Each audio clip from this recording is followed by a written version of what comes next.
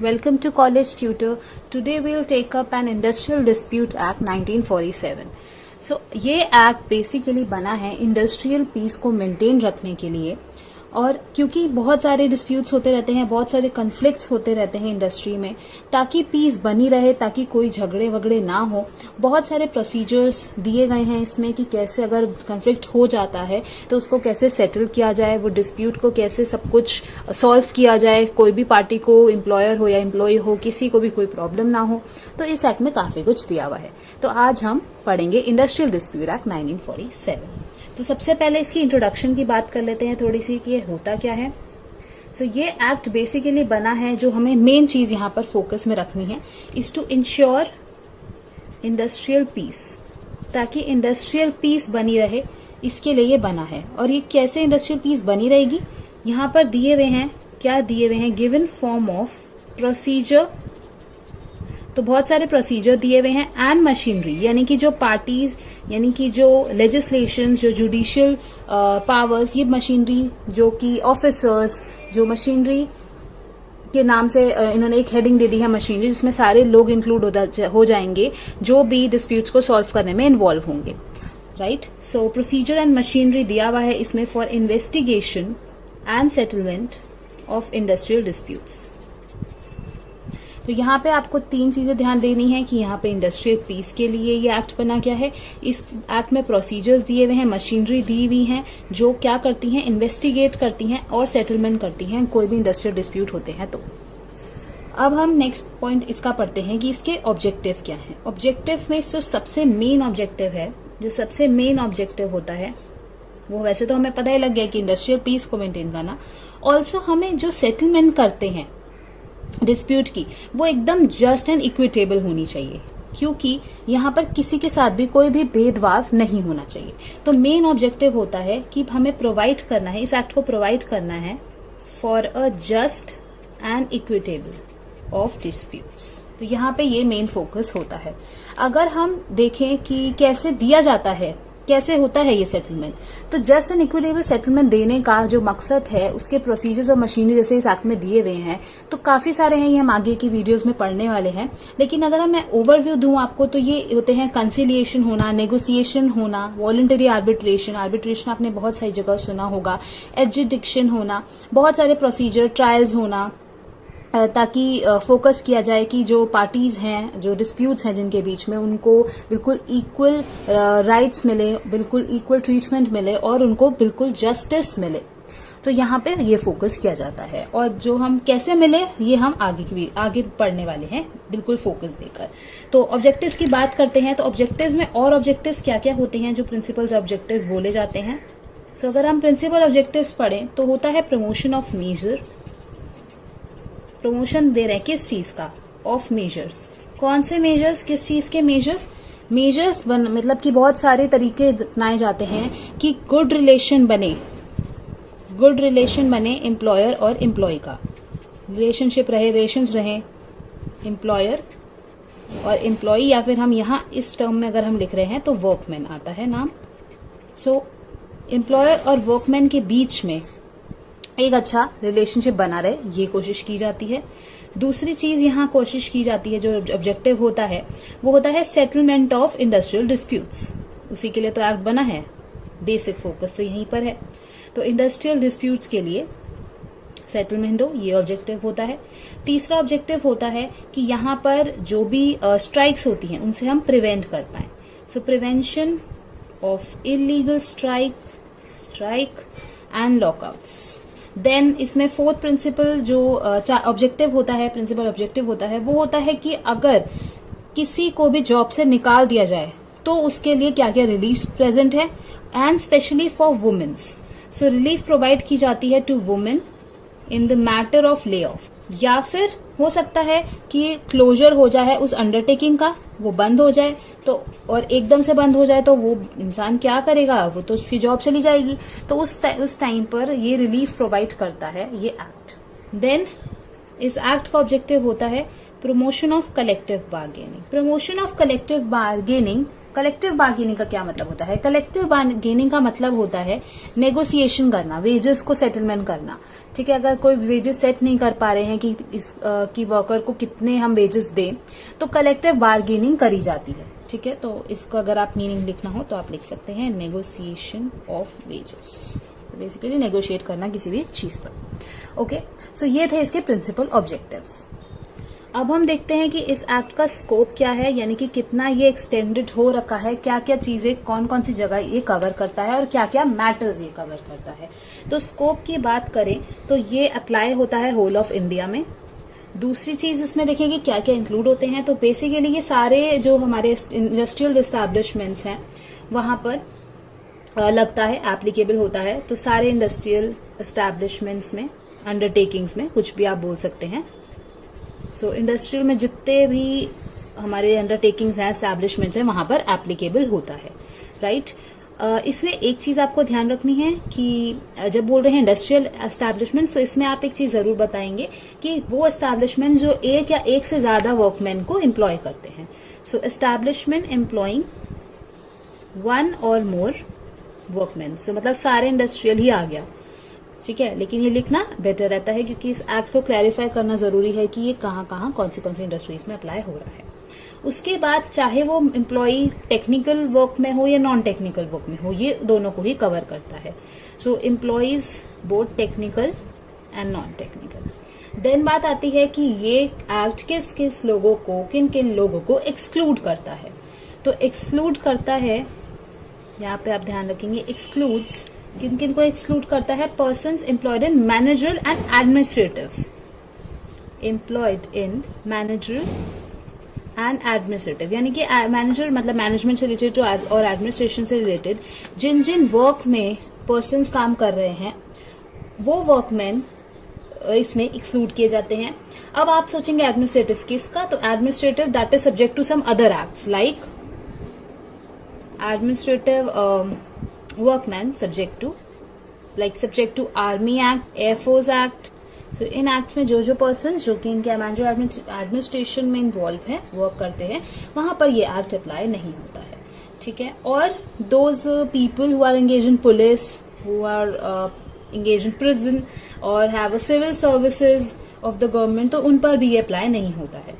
So and those engaged in police, prison, civil services, यहाँ पे ये एक्ट एक्सक्लूड हो जाता है। सो ये एक्ट हम सबको पता है कि इस एक्ट में, या फिर हम नॉर्मली भी बात करें कि कोई भी डिस्प्यूट आता है इंडस्ट्री में, तो सबसे पहले कोशिश की जाती है कि नेगोशिएशन हो। लोग कोशिश करते हैं कि कोई भी चीज पर वो नहीं पहुंच पा रहे हैं, कोई नतीजा नहीं निकाल पा रहे हैं, तो दोनों आपस में बैठ के उस बात पर चर्चा वगैरह करें या नेगोशिएट करें एक दूसरे से, तो ये कोशिश की जाती है। लेकिन इसका मतलब ये नहीं है कि ये सिर्फ एक ही वे है नेगोशिएशन का। बहुत सारे वेज होते हैं, बहुत सारे इस एक्ट में मेजर्स प्रोवाइड किए गए हैं ताकि जो कन्फ्लिक्ट्स हैं और डिस्प्यूट्स हैं उनसे प्रिवेंट किया जा सके। तो वो क्या क्या मेजर्स हैं? सबसे पहला जो मेजर है, तो नेगोशिएशन एक बात है ही है, लेकिन उसके साथ साथ और कौन कौन से मेजर्स होते हैं इस एक्ट में, वो हम देख रहे हैं। सो पहला जो मेजर है इसमें वो है कि वर्क्स कमेटीज बनाना, यानी कि उन लोगों को एम्प्लॉय करना जो कमेटीज, लाइक स्पेशली उस डिस्प्यूट के लिए कमेटी बनाना। ठीक है, तो वो वर्क कमेटी लोगों की जो प्रॉब्लम्स होती हैं, जो नेगोशिएशन से डिस्प्यूट सॉल्व सेटल नहीं हो पाते हैं, तो वो इन कामों में कमेटीज की हेल्प लेते हैं। सो यहाँ पर जो मेजर लिया गया है, लेती है इस एक्ट में गवर्नमेंट, वो है setting up of works committee. ठीक है, सो इसमें कमेटीज एस्टैब्लिश की जाती हैं और स्पेशली उस एस्टैब्लिशमेंट्स में जहां पर 100 या 100 से ज्यादा पर्सन्स होते हैं। सो वर्क कमेटीज उन एस्टैब्लिशमेंट्स के लिए होती हैं।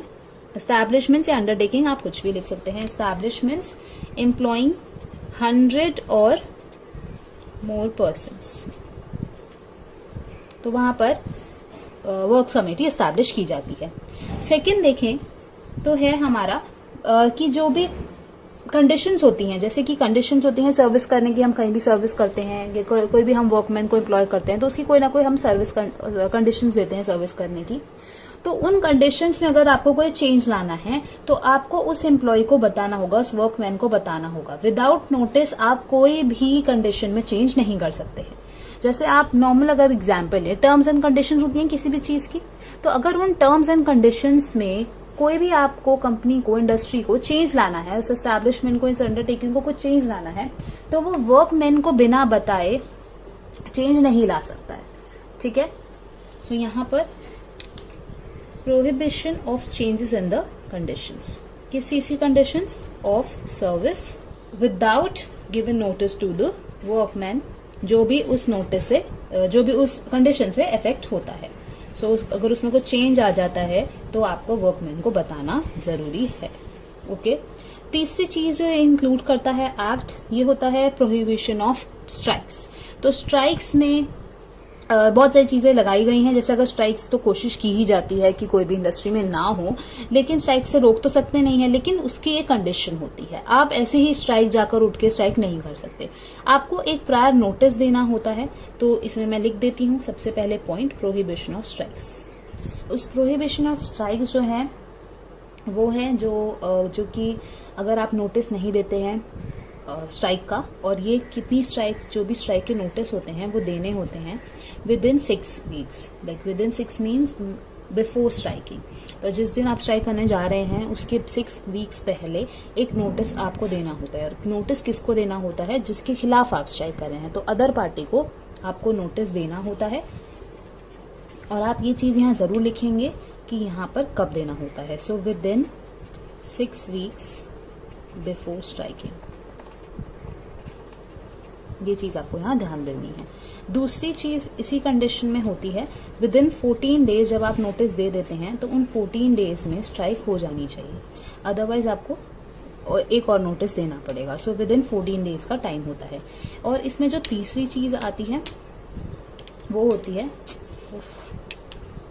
तीसरी चीज जो आती है वो होती है कि उस जो भी आपने नोटिस में स्पेसिफाई की है डेट ऑफ स्ट्राइक, अगर वो एक्सपायर हो जाती है तो फिर आप स्ट्राइक नहीं कर सकते। सो ये कंडीशन होती है कि आप अगर स्ट्राइक कर रहे हैं तो before the expiry of the date of strike करनी। तो ये 3 कंडीशंस इसमें होती हैं। देन इस एक्ट में प्रोहिबिशन है, किस चीज का? प्रोहिबिशन है ऑफ अनफेयर लेबर प्रैक्टिसेस। कोई भी आप अनफेयर चीजें ना करें, लेबर को परेशान ना किया जाए, तो इस बात का इस एक्ट में ध्यान दिया जाता है। और जो 5th मेजर है कन्फ्लिक्ट को प्रिवेंट करने का, वो होता है उस चीज को लेकर जो हमने पहले ऑब्जेक्टिव में पॉइंट पढ़ा था कि अगर आपकी एस्टैब्लिश क्लोज हो जाती है या ले ऑफ कर देते हैं आप किसी वर्कमैन को, तो उनको क्या सर्विसेज मिलेंगी। तो ये रेगुलेशंस इन्वॉल्व करता है उन लोगों को जो कि वर्कमैन को निकाल देते हैं, या फिर उनकी जो एस्टैब्लिशमेंट है जहां वो काम कर रहे हैं वो बंद हो जाती है, तो क्या क्या रेगुलेशंस होंगी। तो ये regulations of lay off and closure of establishment का होता है। इसके बारे में थोड़ा सा समझते हैं। तो ये जो रेगुलेशंस हैं यहाँ पर जो बात की जा रही है, वो रेगुलेशंस सेक्शन 25 के अंडर बताए गए हैं इस एक्ट में। सो सेक्शन 25 और सब सेक्शंस भी, सो सेक्शन 25 एंड सब सेक्शंस में इन्वॉल्व हैं वो एम्प्लॉयर्स जो कि उनको कंपनसेशन प्रोवाइड करना होगा उन लोगों को, वर्कमैन को, अपने एम्प्लॉयज को, अगर आपकी एस्टैब्लिश क्लोज हो जाती है तो। ठीक है, सो सेक्शन 25 और सब सेक्शन 25 इन्वॉल्व करता है ड्यूटीज ऑफ एम्प्लॉयर्स अगर ले ऑफ या फिर क्लोजर हो जाता है। सो एम्प्लॉयर्स टू क्या करना होता है, इनको सबसे पहले बात बोली गई है पे ले ऑफ। तो जो भी ले ऑफ कर रहे हैं आप, उसका पेमेंट करिए आप, पे ले ऑफ कंपनसेशन। तो ये कंपनसेशन प्रोवाइड करिए। ये कंपनसेशन किसको प्रोवाइड करिए? टू एम्प्लॉयज को प्रोवाइड करिए। ठीक है, और कितनी प्रोवाइड करनी है? 50% ऑफ द सैलरी और द वेज। तो ये ध्यान में आप देंगे। सेक्शन 25 में बताया गया है, एम्प्लॉयर्स का बताया गया है, कंपनसेशन पे करनी है, एम्प्लॉयज को पे करनी है, कितनी पे करनी है? 50% ऑफ द सैलरी और द वेज। दूसरी चीज जो इसमें है कि 1 मंथ का नोटिस प्रोवाइड करना जरूरी है। आप ऐसे ही ले ऑफ या क्लोजर नहीं कर सकते हैं, तो 1 मंथ का नोटिस आप एम्प्लॉयज को देंगे। इन case of those establishment that employed employees of 100 और मोर, तो अगर 100 और मोर पर्सन के एस्टैब्लिशमेंट्स हैं, अंडरटेकिंग्स हैं, तो 3 मंथ्स का नोटिस आपको पहले ही देना होगा। So in case of establishments employing 100 और मोर पर्सन्स। तो यहाँ से 3 मंथ्स का, अदरवाइज 1 मंथ का नोटिस। देन बात आती है परमिशन लेने की। परमिशन लेना होगा आपको, obtain permission from the government. तो गवर्नमेंट से परमिशन लेने की आपको जरूरत है, ठीक है। तो ये चीजें ध्यान में देनी है। जहां पर रेगुलेशन है ये उन चीज का जब हमारी जो एस्टैब्लिशमेंट्स है वो क्लोजर में हो रही है, क्लोज हो रही है, और उसकी वजह से वर्कमैन को अफेक्ट होगा, ऑफ कोर्स होगा। तो उसके लिए भी हमारे मेजर्स दिए हुए हैं इस एक्ट में। अगर कोई डिस्प्यूट हमारा बार्गेनिंग से, कलेक्टिव बार्गेनिंग से नहीं सॉल्व हो पाता, तो काफी सारी अथॉरिटीज ऐसी अवेलेबल हैं इस एक्ट में जो कि उस डिस्प्यूट को सेटल कर सकती हैं। कई बार कलेक्टिव बार्गेनिंग से नहीं हो पाता, कई बार वर्क्स कमेटी भी सक्सेसफुल नहीं रह पाती हैं। तो वो मेजर्स जो हमने पढ़े हैं, हो सकता है उन मेजर्स के बावजूद भी कोई ना कोई ऐसा डिस्प्यूट हो जो हम इजीली सॉल्व नहीं कर पा रहे हैं। तो काफी सारी अथॉरिटीज होती हैं। यहाँ पर 3 चीजों की मेन बात की गई है इस एक्ट में जो चीजें हैं। सबसे पहले जो इसमें एक ऑप्शन होता है, एक अथॉरिटी होती है जहां पर आप सारे अपने डिस्प्यूट्स को सॉल्व कर सकते हो, वो होता है कंसिलिएशन ऑफिसर। और इनके साथ साथ होते हैं, ऑफिसर के साथ साथ होते हैं board of conciliation. So basically conciliation officer एक ऐसा थर्ड पर्सन होता है जो कि इंटरवीन करता है, जो कि इंटरफेयर करता है इस डिसीजन को लेने के लिए, इस डिसीजन को लेने के लिए नहीं कहेंगे बट सेटलमेंट करने के लिए, डिस्प्यूट को सेटल करने के लिए कंसिलिएशन ऑफिसर को अपॉइंट किया जाता है। सो हम कह सकते हैं कि जो थर्ड पार्टी होती है वो कंसिलियर ऑफिसर होता है। तो यहाँ पे जो मेन फोकस आपको देना है वो है कि ये एक थर्ड पार्टी है जो इन्वॉल्व हो रही है उन 2 पार्टीज के बीच में जिनके बीच में डिस्प्यूट हुआ है। अगर बात करें एम्प्लॉयज की और उनकी यूनियन की, एम्प्लॉयज और यूनियन प्लस जो भी मैनेजमेंट है वो सबको साथ लाकर सॉल्यूशन निकाला जाता है, ठीक है। यहाँ पर ये सब आते हैं और प्रेजेंट होते हैं before a third party, before a third person. और ये थर्ड पर्सन कौन है? हमारा कंसिलिएशन ऑफिसर, ठीक है।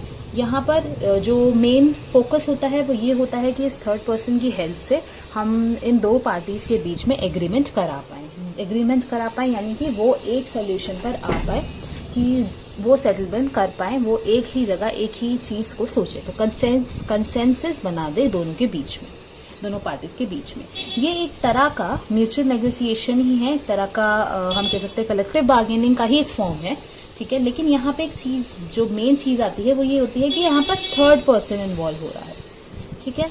तो होता क्या है, अगर एक बार हम देखें तो ये क्या है, एक तरह से extension of process of mutual negotiation ही है। लेकिन यहाँ पर क्या फोकस होता है? यहाँ पर होता है कि हम यहाँ पर गाइडेंस लेते हैं ऑफ थर्ड पार्टी। दूसरी चीज, ऑफिसर की क्या ड्यूटी होती है? ऑफिसर की ये ड्यूटी होती है कि यहाँ पर जो भी केस है, जो भी डिस्प्यूट हुआ है, उसका इन्वेस्टिगेशन हो। सो वो इन्वेस्टिगेट करते हैं। और दूसरी चीज क्या होगी? उसके सेटलमेंट को प्रमोट करना, उसका सेटलमेंट कराना। सो प्रमोट या promotion of settlement of dispute, ठीक है। तो इन्वेस्टिगेट करना और सेटलमेंट कराना ये ड्यूटी होता है। उसके बाद उसको जो ऑफिसर होते हैं उनको एज अ एडवाइजरी यहाँ पर बोला गया है, एज अ एडवाइजरी वो फॉर्म करते हैं, एज अ एडवाइजरी वो परफॉर्म करते हैं, उनका फंक्शन होता है। तो अगर हम उनकी बात करें फंक्शन की, तो वो कैसे परफॉर्म कर रहे हैं यहाँ पे? एज अ एडवाइजरी, या हम कह सकते हैं एज अ मेडिएटर, ठीक है। दूसरी चीज, जो फाइनल डिसीजन होता है वो इनका नहीं होता। फाइनल डिसीजन तो पार्टीज का ही होगा, या जो भी इन्वॉल्वमेंट होंगी पार्टीज उन्हीं का होगा। तो हम कह सकते हैं यहाँ पे जो फाइनल डिसीजन होता है वो ऑफिसर का नहीं होता, ठीक है। Now what is the process? तो हम थोड़े से प्रोसेस के बारे में पढ़ते हैं कि कंसिलिएशन में प्रोसेस क्या आता है। तो अगर हम बात करें प्रोसेस की, तो सबसे पहले कंसिलियर को इन्फॉर्म किया जाता है, जो हमारा कंसिलिएशन ऑफिसर है उनको इन्फॉर्म किया जाता है, उनके नोटिस में चीज लाई जाती है बाय द कंसर्न पार्टी कि हम आपसे बात करना चाहते हैं, हमारा डिस्प्यूट सॉल्व नहीं हो रहा है, बार्गेनिंग से, कलेक्टिव बार्गेनिंग से सॉल्व नहीं हो पा रहा, नेगोशिएट नहीं हो पा रहा है। तो यहाँ पर ऑफिसर की नोटिस में वो बात आती है, ठीक है। सो ऑफिसर के नोटिस में यहाँ पर बात आई। दूसरी चीज, इसमें जो प्रोसेस के आगे बढ़ता है तो यहाँ पर कंसिलिएशन प्रोसीडिंग्स होल्ड की जाती हैं, यानी कि सारी पार्टीज को बुला के आमने सामने बात की जाती है in the presence of conciliation officer. तो यहाँ पर कंसिलिएशन प्रोसीडिंग्स को आगे बढ़ाया जाता है। देन कंसिलिएशन प्रोसेस के बाद एक चीज यहाँ ध्यान देने वाली है कि कई बार ऐसे जो गवर्नमेंट के हम कह सकते हैं इंडस्ट्रीज होती हैं, या फिर कोई ऐसी केस है या ऐसा डिस्प्यूट है जिसमें गवर्नमेंट का ऑर्डर आया है कि आप भाई वहीं पर कंटिन्यू करें, इमीडिएटली जैसे आपको नोटिस में आता है आप बिल्कुल कंटिन्यू करें, किसी चीज का वेट ना करें।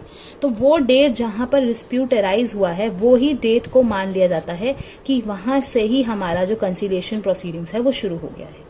ठीक है, तो बिल्कुल इमीडिएटली शुरू हो जाता है अगर कोई बड़ा या फिर कोई गवर्नमेंट केस है। ठीक है, उसके बाद बात आती है कि जो पार्टीज हैं उनको ऑफिसर बताते हैं कि आप इस डेट पर आए, ये डेट है आपकी कोर्ट की, मतलब कोर्ट नहीं प्रोसीडिंग्स की, तो ये डेट्स हैं आपकी। तो यहाँ पे फॉर्मल इंटीमेशन दिया जाता है पार्टीज को बाय द ऑफिस। यहाँ पर पार्टी की जो मीटिंग होती है, बहुत सारी मीटिंग्स होल्ड की जाती हैं, पूरी प्रोसीडिंग्स होती हैं, एक दूसरे को सुना जाता है। Then joint meetings. तो जॉइंट मीटिंग्स में बेसिकली क्या आप बात कह रहे हैं कि सारी पार्टीज को मिलाकर साथ बैठाकर जॉइंट मीटिंग की जाती है। जॉइंट मीटिंग ज्यादातर जॉइंट मीटिंग ही होती हैं, मतलब ऐसे अलग अलग इंडिविजुअल मीटिंग्स नहीं होती हैं। जॉइंट मीटिंग इसलिए ज्यादा की जाती है क्योंकि यहाँ पर टाइम सेव हो जाता है। ठीक है, दोनों पार्टीज अगर आमने सामने होंगी तो वो जल्दी केस सॉल्व होने की आशंका हो सकती है, अपॉर्चुनिटी हो सकती है कि जल्दी सॉल्व हो जाए। तो यहाँ पर टाइम सेव किया जाता है, as well as it also save efforts of all the parties. So अगर कोई ऑफिसर है जो बार बार प्रोसीडिंग्स करेगा अगर इंडिविजुअल तो बहुत टाइम लग जाएगा। तो टाइम के साथ साथ एफर्ट्स भी ज्यादा लगेंगे, इसीलिए अगर जॉइंट मीटिंग ज्यादातर की जाती है कंसिलिएशन प्रोसेस में। अगर हमारा इस प्रोसीडिंग्स के दौरान सेटलमेंट हो जाती है, सेटलमेंट हो गई अगर तो बढ़िया बात है। तो सेटलमेंट में क्या होता है, यहाँ पर आता है मेमोरेंडम ऑफ सेटलमेंट। वो मेमोरेंडम ऑफ सेटलमेंट साइन किया जाता है by both the parties. Memorandum of settlement आता है and this memorandum of settlement is sine by the concern parties. Okay, and also the parties that sign that memorandum, that come together and that agreement जिनके बीच में हुआ है वो उन सारे जो भी उसमें कंडीशंस लिखी हैं उससे एग्री करती हैं, जितने भी वो पीरियड तक मेमोरेंडम बना है। तो ये ध्यान आपको देना है। ठीक है, तो सेटलमेंट अगर हो जाता है। ऑल्सो इफ सेटलमेंट नहीं होता है तब भी जो हमारा कंसिलिएशन प्रोसेस है वो वहां आकर खत्म हो जाएगा जहां पर रिपोर्ट बन जाएगी। तो अगर सेटलमेंट हुआ तो रिपोर्ट बनेगी ही बनेगी कि ठीक है रिपोर्ट बनेगी, कंसिलिएशन ऑफिसर ये रिपोर्ट गवर्नमेंट को दे देगा। लेकिन अगर उस रिपोर्ट में ये लिखा है कि सेटलमेंट नहीं हुआ, ठीक है, सेटलमेंट नहीं हुआ, तो यहाँ पर जो फ्रेश सेटलमेंट होनी है या जो फ्रेश प्रोसीडिंग्स होनी है वो अधिकार गवर्नमेंट का है। क्योंकि यहाँ पर हम बोलते हैं कि ये जो ऑफिसर है ये एक जुडिशियल ऑफिसर नहीं है। तो हम ये नहीं कह सकते कि ऑफिसर की भाई ड्यूटी है कि भाई अगर जब तक सेटलमेंट नहीं हो रहा वो फ्रेश प्रोसीडिंग्स करता रहे, ऐसा नहीं होता है। अगर सेटलमेंट नहीं हुई है वो रिपोर्ट बना के गवर्नमेंट को दे देगा एंड गवर्नमेंट अपने आप उस चीज से देखेगी।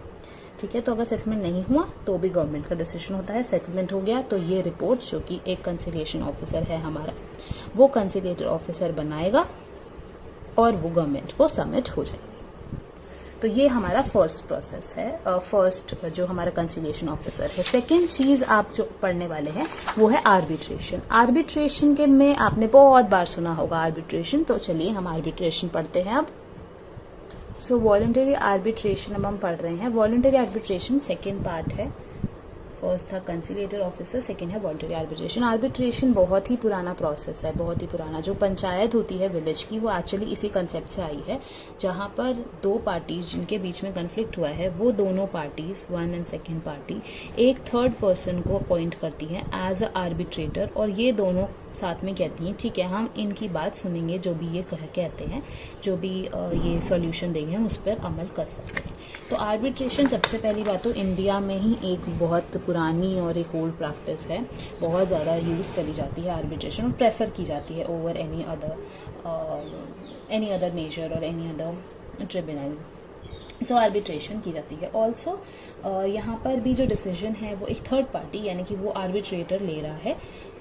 ये बात यहाँ पर बहुत इम्पोर्टेंट है कि जो पार्टीज होती हैं वो उस रिटर्न एग्रीमेंट में जो कि वो गवर्नमेंट को सबमिट करेंगी कि हमें आर्बिट्रेशन प्रोसेस से चीज़ों को सॉल्व करना है, उस एग्रीमेंट में, उस डॉक्यूमेंट में वो उस आर्बिट्रेटर का नाम लिखती हैं कि वो उनको एज आर्बिट्रेटर एक्सेप्टेबल हैं दोनों पार्टीज को। ठीक है, आर्बिट्रेटर के पास भी जुडिशियल पावर्स कोई नहीं होती हैं, ये बात आपको याद रखनी है कि यहाँ पर भी जो जुडिशियल पावर्स हैं वो आर्बिट्रेटर के पास नहीं है।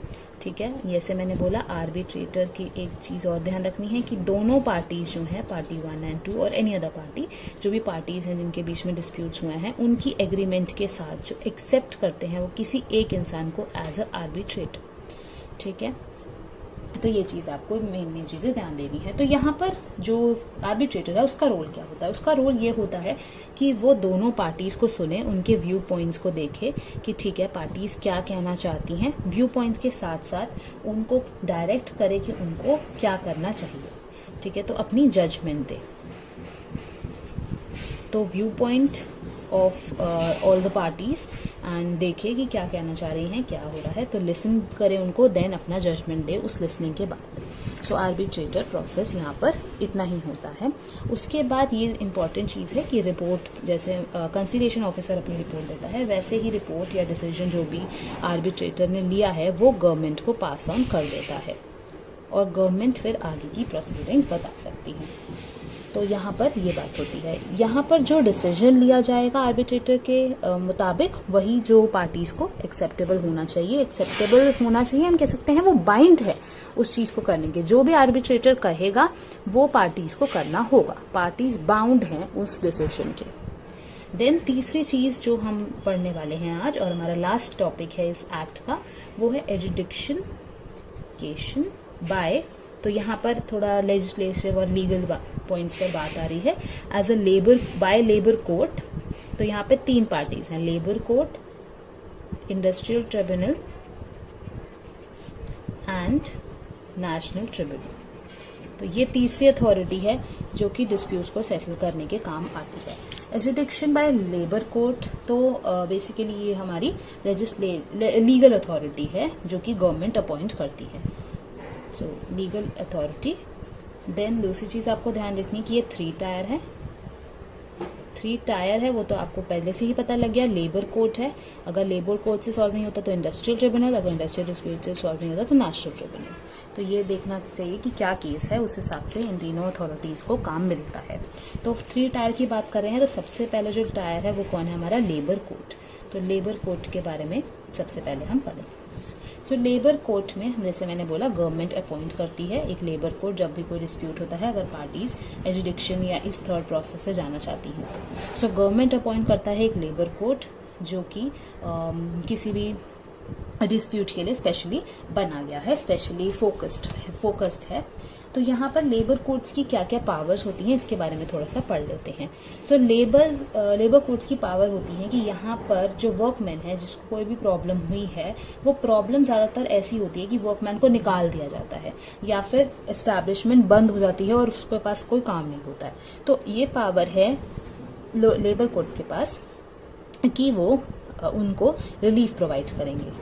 सो grant relief to workman who are wrongfully, ध्यान देंगे wrongfully dismissed, तो गलत तरीके से अगर डिसमिस किए गए हैं तो उनको ग्रांट रिलीफ को देना, ये पावर है लेबर कोर्ट्स की। दूसरी है यहाँ पर जो इलीगैलिटी है वो डिटरमाइन करना। किस चीज की इलीगैलिटी? स्ट्राइक्स की। Determine the illegality strike. तीसरी चीज जो यहाँ पर फोकस की गई है कि यहाँ पर विद इन स्पेसिफाइड टाइम आपको अपनी रिपोर्ट गवर्नमेंट को सबमिट करनी होती है। ठीक है, एप्रोप्रिएट टाइम के अंदर आपको अपनी रिपोर्ट सबमिट करनी होती है गवर्नमेंट को। ठीक है, तो ये चीज थी हमारी लेबर कोर्ट। अब जो हमारी दूसरी चीज आती है वो है इंडस्ट्रियल ट्रिब्यूनल। इंडस्ट्रियल ट्रिब्यूनल भी गवर्नमेंट अपॉइंट करती है और अगर कोई ऐसी केस है, ऐसा डिस्प्यूट है जो कि सॉल्व नहीं हो पाया लेबर कोर्ट्स पे, तो इंडस्ट्रियल ट्रिब्यूनल की बारी आती है। यहाँ पर भी गवर्नमेंट ही कॉन्स्टिट्यूट करती है। एक या एक से ज्यादा इंडस्ट्रियल ट्रिब्यूनल्स हो सकते हैं, same as labour courts as well, एक या एक से ज्यादा हो सकते हैं। तो ट्रिब्यूनल जो होता है इंडस्ट्री ट्रिब्यूनल, वो कौन कौन से मैटर्स को देखता है उस पर फोकस करते हैं। तो कौन कौन से मैटर्स हैं जो कि ज्यादातर ट्रिब्यूनल में आते हैं, जैसे कि retrenchment of labours. Retrenchment of labour एक मैटर है। दूसरा मैटर है कि अगर कोई कंपनसेंट्री अलाउंस देनी हो तो वो उस पर कोई डिस्प्यूट आया हो, वर्क प्लेस पे कोई भी कंपनसेंट्री अलाउंस देनी हो। उसके बाद कई मैटर्स ऐसे होते हैं जो कि प्रॉफिट शेयरिंग से रिलेटेड होते हैं। अगर आप प्रॉफिट शेयर नहीं दे रहे हो तो कोई दिक्कत आ रही है तो प्रॉफिट शेयरिंग के, और कोई भी bonus, so bonus and profit sharing से रिलेटेड मैटर्स भी लिए जाते हैं। उसके बाद वर्क मैनुअल, यानी कि कितने इंसान कितनी देर काम करेगा, कितने आवर्स काम करेगा, वो भी यहाँ पर उस रिलेटेड मैटर्स में अगर कोई ज्यादा काम करवा रहा है तो यहाँ पर केस चल सकता है। सो आवर्स देते हैं, या फिर जो इंटरवल्स रेस्ट के लिए स्पेसिफाई किए गए हैं वो इंटरवल्स नहीं मिल रहे हो, तो ऐसे कोई मैटर्स पर डिस्प्यूट हो जाता है और उस वजह से हम इंडस्ट्री ट्रिब्यूनल में ये मैटर्स हैंडल किए जाते हैं। उसके बाद there are other matters as well, like wages से रिलेटेड मैटर्स और प्रोविडेंट फंड से रिलेटेड मैटर्स भी हमारे इंडस्ट्री ट्रिब्यूनल में सॉल्व किए जाते हैं। देन थर्ड जो हम पढ़ रहे हैं और हमारा लास्ट पॉइंट जो हम पढ़ रहे हैं वो है national tribunal. National tribunal basically central government appoint करती है। तो नेशनल ट्रिब्यूनल है, वैसे ही नाम से लग रहा होगा कि कितनी बड़ी रिस्पॉन्सिबिलिटी निभाते होंगे। तो सेंट्रल गवर्नमेंट अपॉइंट करती है नेशनल ट्रिब्यूनल्स को one and the disputes that comes under this. So there are some very big scale of disputes. Like, let's see what are the disputes or what are the matters that will be dealt into in national tribunal. So there are disputes in national matters. अगर कोई national matters में dispute हो जाता है तो वो matters handle करती हैं। उसके बाद matters, वो वाले matters जो कि एक या एक से ज्यादा स्टेट को अफेक्ट कर रहा है, जैसे कि एक या एक से ज्यादा की स्टेट्स को अफेक्ट कर रहा है कोई भी ऐसा मैटर, ठीक है। और स्टेट्स को कैसे अफेक्ट करेगा, बेसिकली उस इंडस्ट्री में, सब कुछ इंडस्ट्रियल से रिलेटेड है क्योंकि इंडस्ट्रियल आती है।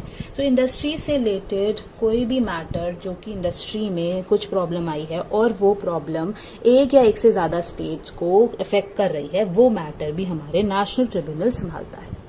सो आई होप आपको इंडस्ट्रियल डिस्प्यूट एक्ट 1947 समझ आ गया हो। अगर आपको कोई डाउट है तो आप हमारा व्हाट्सएप ग्रुप ज्वाइन कर सकते हैं। Now will take up our next topic, that is factories act 1948।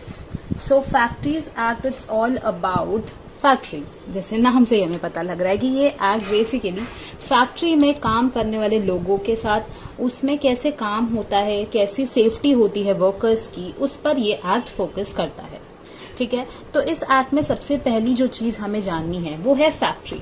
हम सबको पता है फैक्ट्री क्या होता है, लेकिन इसको कैसे डिफाइन किया गया है ये इंपॉर्टेंट चीज है जो आप एग्जाम में लिखेंगे। तो फैक्ट्री होती क्या है, एक बिल्डिंग जहां पर people use machines and physical labour, people use machines and physical labour to produce goods. तो हम सबको पता है फैक्ट्रीज में मशीन्स होती हैं, लेबर होती है जो कि बेसिकली काम करती हैं, उनको गुड्स प्रोड्यूस करने होते हैं और उनका फोकस होता है कि वो ज्यादा से ज्यादा गुड्स प्रोड्यूस करे कम से कम कॉस्ट में, वो होती है एक फैक्ट्री, ठीक है। ये एक्ट जो हमारा है इसके बारे में हम अब थोड़ा सा समझते हैं। तो ये एक्ट हमारा 20 अगस्त 1948 में पास हुआ था कॉन्स्टिट्यूट असेंबली में। So it was passed by the Constituent Assembly in 1948 on 28th August, right? And then ये एक्ट हमारा अप्लाई हुआ था या फोर्स में आया था 1 अप्रैल 1949 से। तो यहाँ पे आप दो डेट्स याद रखेंगे। आपको यहाँ पे 48 और 28 याद होना इजी है तो आप ऐसे याद रख सकते हैं। और 1 अप्रैल 1949 में ये एक्ट फोर्स में आ चुका था। तो ये एक्ट करता क्या है, अब इसके बारे में हम समझते हैं। तो ये क्या करता है, ये हमें प्रोवाइड करता है सेफ गार्ड प्रोवाइड करता है, सेफ रखता है। किस चीज को, safeguards to health, to safety and welfare of workers. Which workers, what workers in the factory. तो फैक्ट्री में काम करने वाले लोगों के साथ, लेबर के साथ, वर्कर्स के साथ है ये एक्ट। इनके लिए बना है, इनकी सेफ्टी के लिए बना है। इनकी जो भी वर्कर्स ऐसे कोई फैक्ट्रीज में काम करते हैं जहां पर उनकी लाइफ में बहुत हजार्डियस रिस्क है, हजार्डियस है उनकी लाइफ को, वहां पर ये एक्ट लागू होता है। और ये प्रोटेक्शन देता है एम्प्लॉयज को from getting exploited, from getting ऐसा कई बार होता है ना कि वर्कर्स को पैसे कम दिए जाते हैं और काम बहुत कराया जाता है, तो उस चीज से भी, उस एक्सप्लॉयटेशन भी ये एक्ट उनको बचाता है। और यहाँ पे एक और चीज पे फोकस करा जाता है, वो होता है उनकी वर्किंग कंडीशंस। तो वर्किंग कंडीशंस ये देखी जाती है कि वर्कर्स को वर्किंग कंडीशंस अच्छी मिले, सैनिटाइज्ड मिले, अच्छी साफ सुथरी मिले, और ऐसा कोई भी उनके एनवायरनमेंट में ऐसी कोई चीज ना हो जो उनकी लाइफ को बहुत ज्यादा रिस्क में डाल दे। ठीक है। ऑल्सो ये एक और चीज करती है, ये करते हैं मॉनिटर। किसको मॉनिटर करते हैं? मॉनिटर करते हैं उन ओनर्स को, उन फैक्ट्री ओनर्स को, और उनके ऊपर एक स्ट्रिक्ट ऑब्जर्वेशंस करते हैं कि उनकी जो वर्किंग कंडीशंस हैं वो जो लेबर के लिए वर्किंग कंडीशन रख रहे हैं वो कैसी हैं। तो वो मॉनिटर करते हैं ओनर्स को भी, जो हमारे फैक्ट्री के ओनर्स होते हैं। तो क्या वो चीजें सही से प्रोवाइड कर रहे हैं वर्कर्स को, लेबरर्स को, या नहीं, ये भी ये एक्ट देखता है। इस एक्ट में जो एक और इम्पोर्टेंट चीज आपको ध्यान में रखनी है वो इसके बारे में, जैसे कि इसमें 120 सेक्शंस हैं, 11 चैप्टर्स हैं और 3 शेड्यूल्स हैं। तो ये ओवरव्यू था हमारा फैक्ट्रीज एक्ट 1948 का। अब हम इसकी थोड़ी सी हिस्ट्री समझ लेते हैं कि क्या होता है, ये कैसे आया, सबसे पहले कब आया था, इसके बारे में थोड़ा सा हम एक बार देख लेते हैं। सो ये एक्ट हमारा 4 बार पहले आ चुका है, यानी कि 4 बार इसका अमेंडमेंट हुआ है, और तब जाके अब ये 1948 का हुआ है। सो सबसे पहले ये एक्ट आया था, जो फर्स्ट इंडियन फैक्ट्रीज एक्ट था, वो था 1881 में। 1881 में जो फैक्ट्री एक्ट था उसका मेन फोकस था कि यहाँ पर children under the age of 7 years की कोई भी कहीं भी किसी भी फैक्ट्री में एम्प्लॉयमेंट ना हो। तो यहाँ पर प्रोहिबिशन था, तो यहाँ पर इस चीज का फोकस था। किस चीज का फोकस था? Prohibition of employment of children, employment of children under the age of 7 years. So under 7 years of age के बच्चों का एम्प्लॉयमेंट ना हो इन फैक्ट्रीज में, वो इस एक्ट का फोकस। उसके बाद ये एक्ट आया। Also this act was applicable to those establishments और दोज फैक्ट्रीज जहां पर 100+ वर्कर्स थे। तो उन फैक्ट्रीज पे ये लागू किया जाता था, एप्लीकेबल था ये वाला एक्ट। उसके बाद हमारे दूसरा एक्ट जो दूसरे ईयर में आया वो था 1891 में। 1891 में बेसिकली एक्ट इसलिए बनाना पड़ा क्योंकि 1881 में कुछ ना कुछ खामियां थी। तो उस खामियों को, उन लूप होल्स को कवर करने के लिए हमें 1891 का एक्ट आया फैक्ट्री। देन 1911, तो 1911 में ये एक्ट दोबारा से आया। यहाँ पर सेफ्टी प्रोविजंस जो थे, जो 1891 में फोकस नहीं किए गए थे, यहाँ पर जो सेफ्टी प्रोविजंस फोकस नहीं किए गए थे उनको 1911 में इंक्लूड किया गया। तो यहाँ पे सारे सेफ्टी प्रोविजंस, या हम कह सकते हैं इम्प्रूव्ड सेफ्टी प्रोविजंस को ऐड किया गया। और दूसरी बात, यहाँ पर जो ऐसे इंसिडेंट हैं जो फायर इंसिडेंट्स होते हैं उनको इंक्लूड किया गया। और ये एक्ट अनैक्ट हुआ था सेफ्टी के लिए फॉर वर्कर्स। तो वर्कर्स की सेफ्टी का यहाँ पर इस एक्ट में जिक्र है। उसके बाद ये आया 1934 का। 1934 में ये एक्ट आया after a royal commission was set up. So क्या हुआ था, 1929 में एक कमीशन बैठी जिसका नाम था रॉयल कमीशन। ये रॉयल कमीशन बैठी और इन्होंने ये सारे एक्ट्स, मतलब 1911 के एक्ट को रिव्यू किया, देखा कि इस एक्ट में क्या क्या चीजें हैं और क्या क्या चीजें एडअप होनी चाहिए, उनका सारा रिव्यू किया इस एक्ट का। और उसके बाद इन्होंने यहाँ पर कुछ रिकमेंडेशंस करे। उन रिकमेंडेशंस में काफी सारी चीजें थी, जैसे कि सस्टेनेबल डेवलपमेंट, लेबर की वर्किंग कंडीशंस कैसी होनी चाहिए, इन सारी चीजों के बारे में था। तो ये एक्ट हमारा फोर्स में आया था 1935 में। ठीक है, एक्ट हुआ था 1934 में और फोर्स में आया था 1935 में। तो इन्होंने यहाँ पर और क्या चीजें इंक्लूड करी थी? इन्होंने यहाँ पर इंक्लूड करी थी inspection and observation of the factories. So factories की इंस्पेक्शन करना और ऑब्जर्वेशन करना कि आप वर्कर्स को कैसी कंडीशंस दे रहे हैं, इंस्पेक्शन करना फैक्ट्रीज का, ये चीजें यहाँ पर इंक्लूड करी गई इस एक्ट में, ठीक है। और वो वाली फैक्ट्रीज जहां पर 20+ वर्कर्स होते थे, जहां पर एम्प्लॉय किए जाते थे 20+ वर्कर्स, यानी कि 20 से ज्यादा वर्कर्स थे। उसके बाद हमारा अब वाला एक्ट जो हम आज पढ़ रहे हैं 1940। ओके, सो ये थी हिस्ट्री हमारी इस एक्ट की। तो अब हम इस एक्ट के ऑब्जेक्टिव्स पढ़ने वाले हैं कि क्या क्या ऑब्जेक्टिव्स हैं, इस एक्ट को क्यों बनाया गया।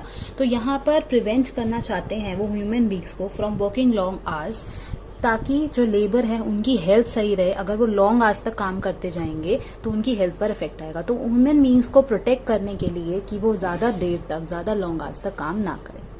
To provide employees to work in healthy and hygienic conditions, यानी कि उनकी जो वर्किंग कंडीशंस थी वो अच्छी हो, साफ सुथरी हो, हेल्दी हो, ताकि उनकी हेल्थ पर कोई गलत इफेक्ट ना आए।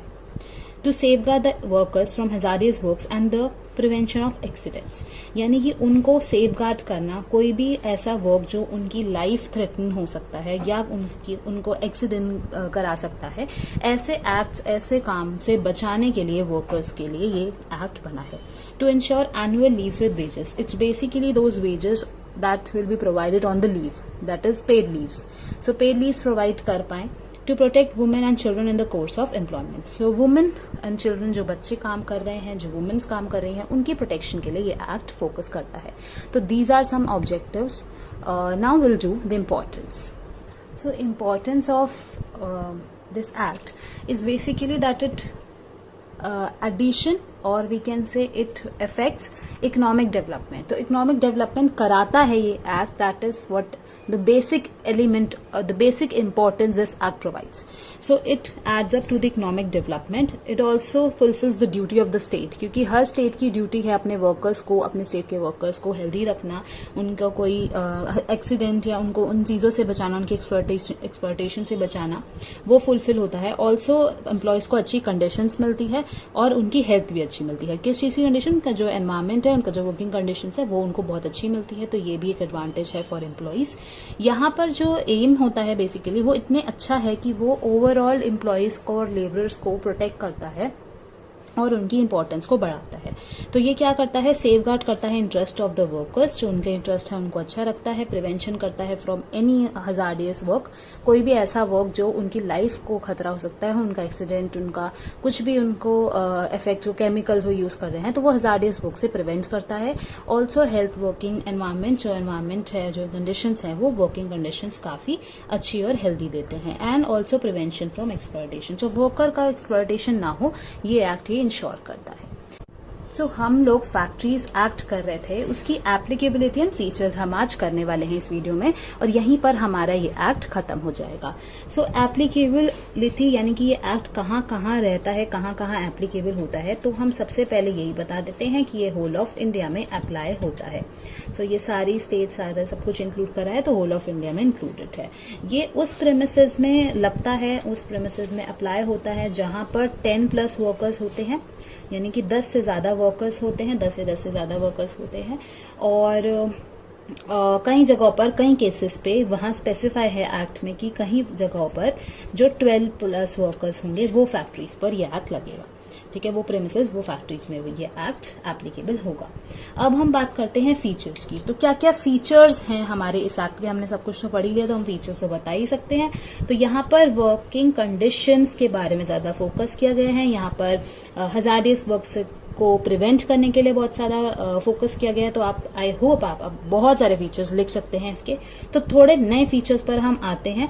तो यहाँ पर ये चीज बताई गई है कि वर्किंग आवर्स, जैसे हमने पहले भी लिखा था कि ऑब्जेक्टिव्स क्या होते हैं उसके, कि वर्किंग आवर्स ज्यादा नहीं होने चाहिए। तो वर्किंग आवर्स स्पेसिफाई किए गए हैं कि वो 48 आवर्स से ज्यादा नहीं हो सकते।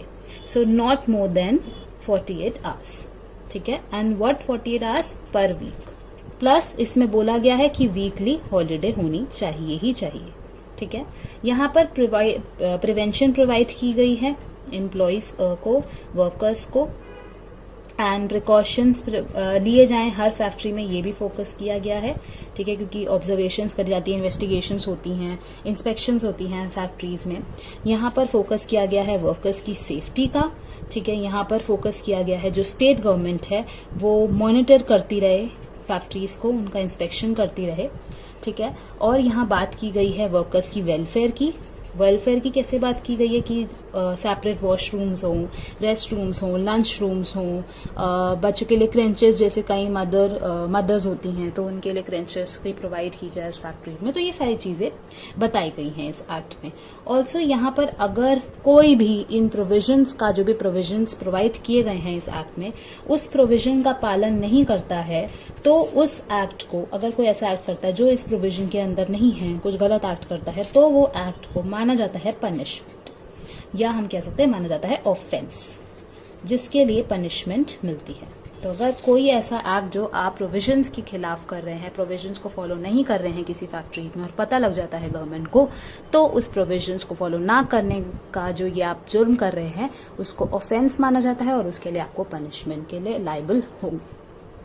तो आई होप आपको फैक्ट्रीज एक्ट समझ आया हो, इसकी हिस्ट्री समझ आई हो, और अगर आपको कोई डाउट आता है तो आप हमारे चैनल को, हमारे व्हाट्सएप ग्रुप को ज्वाइन कर सकते हैं।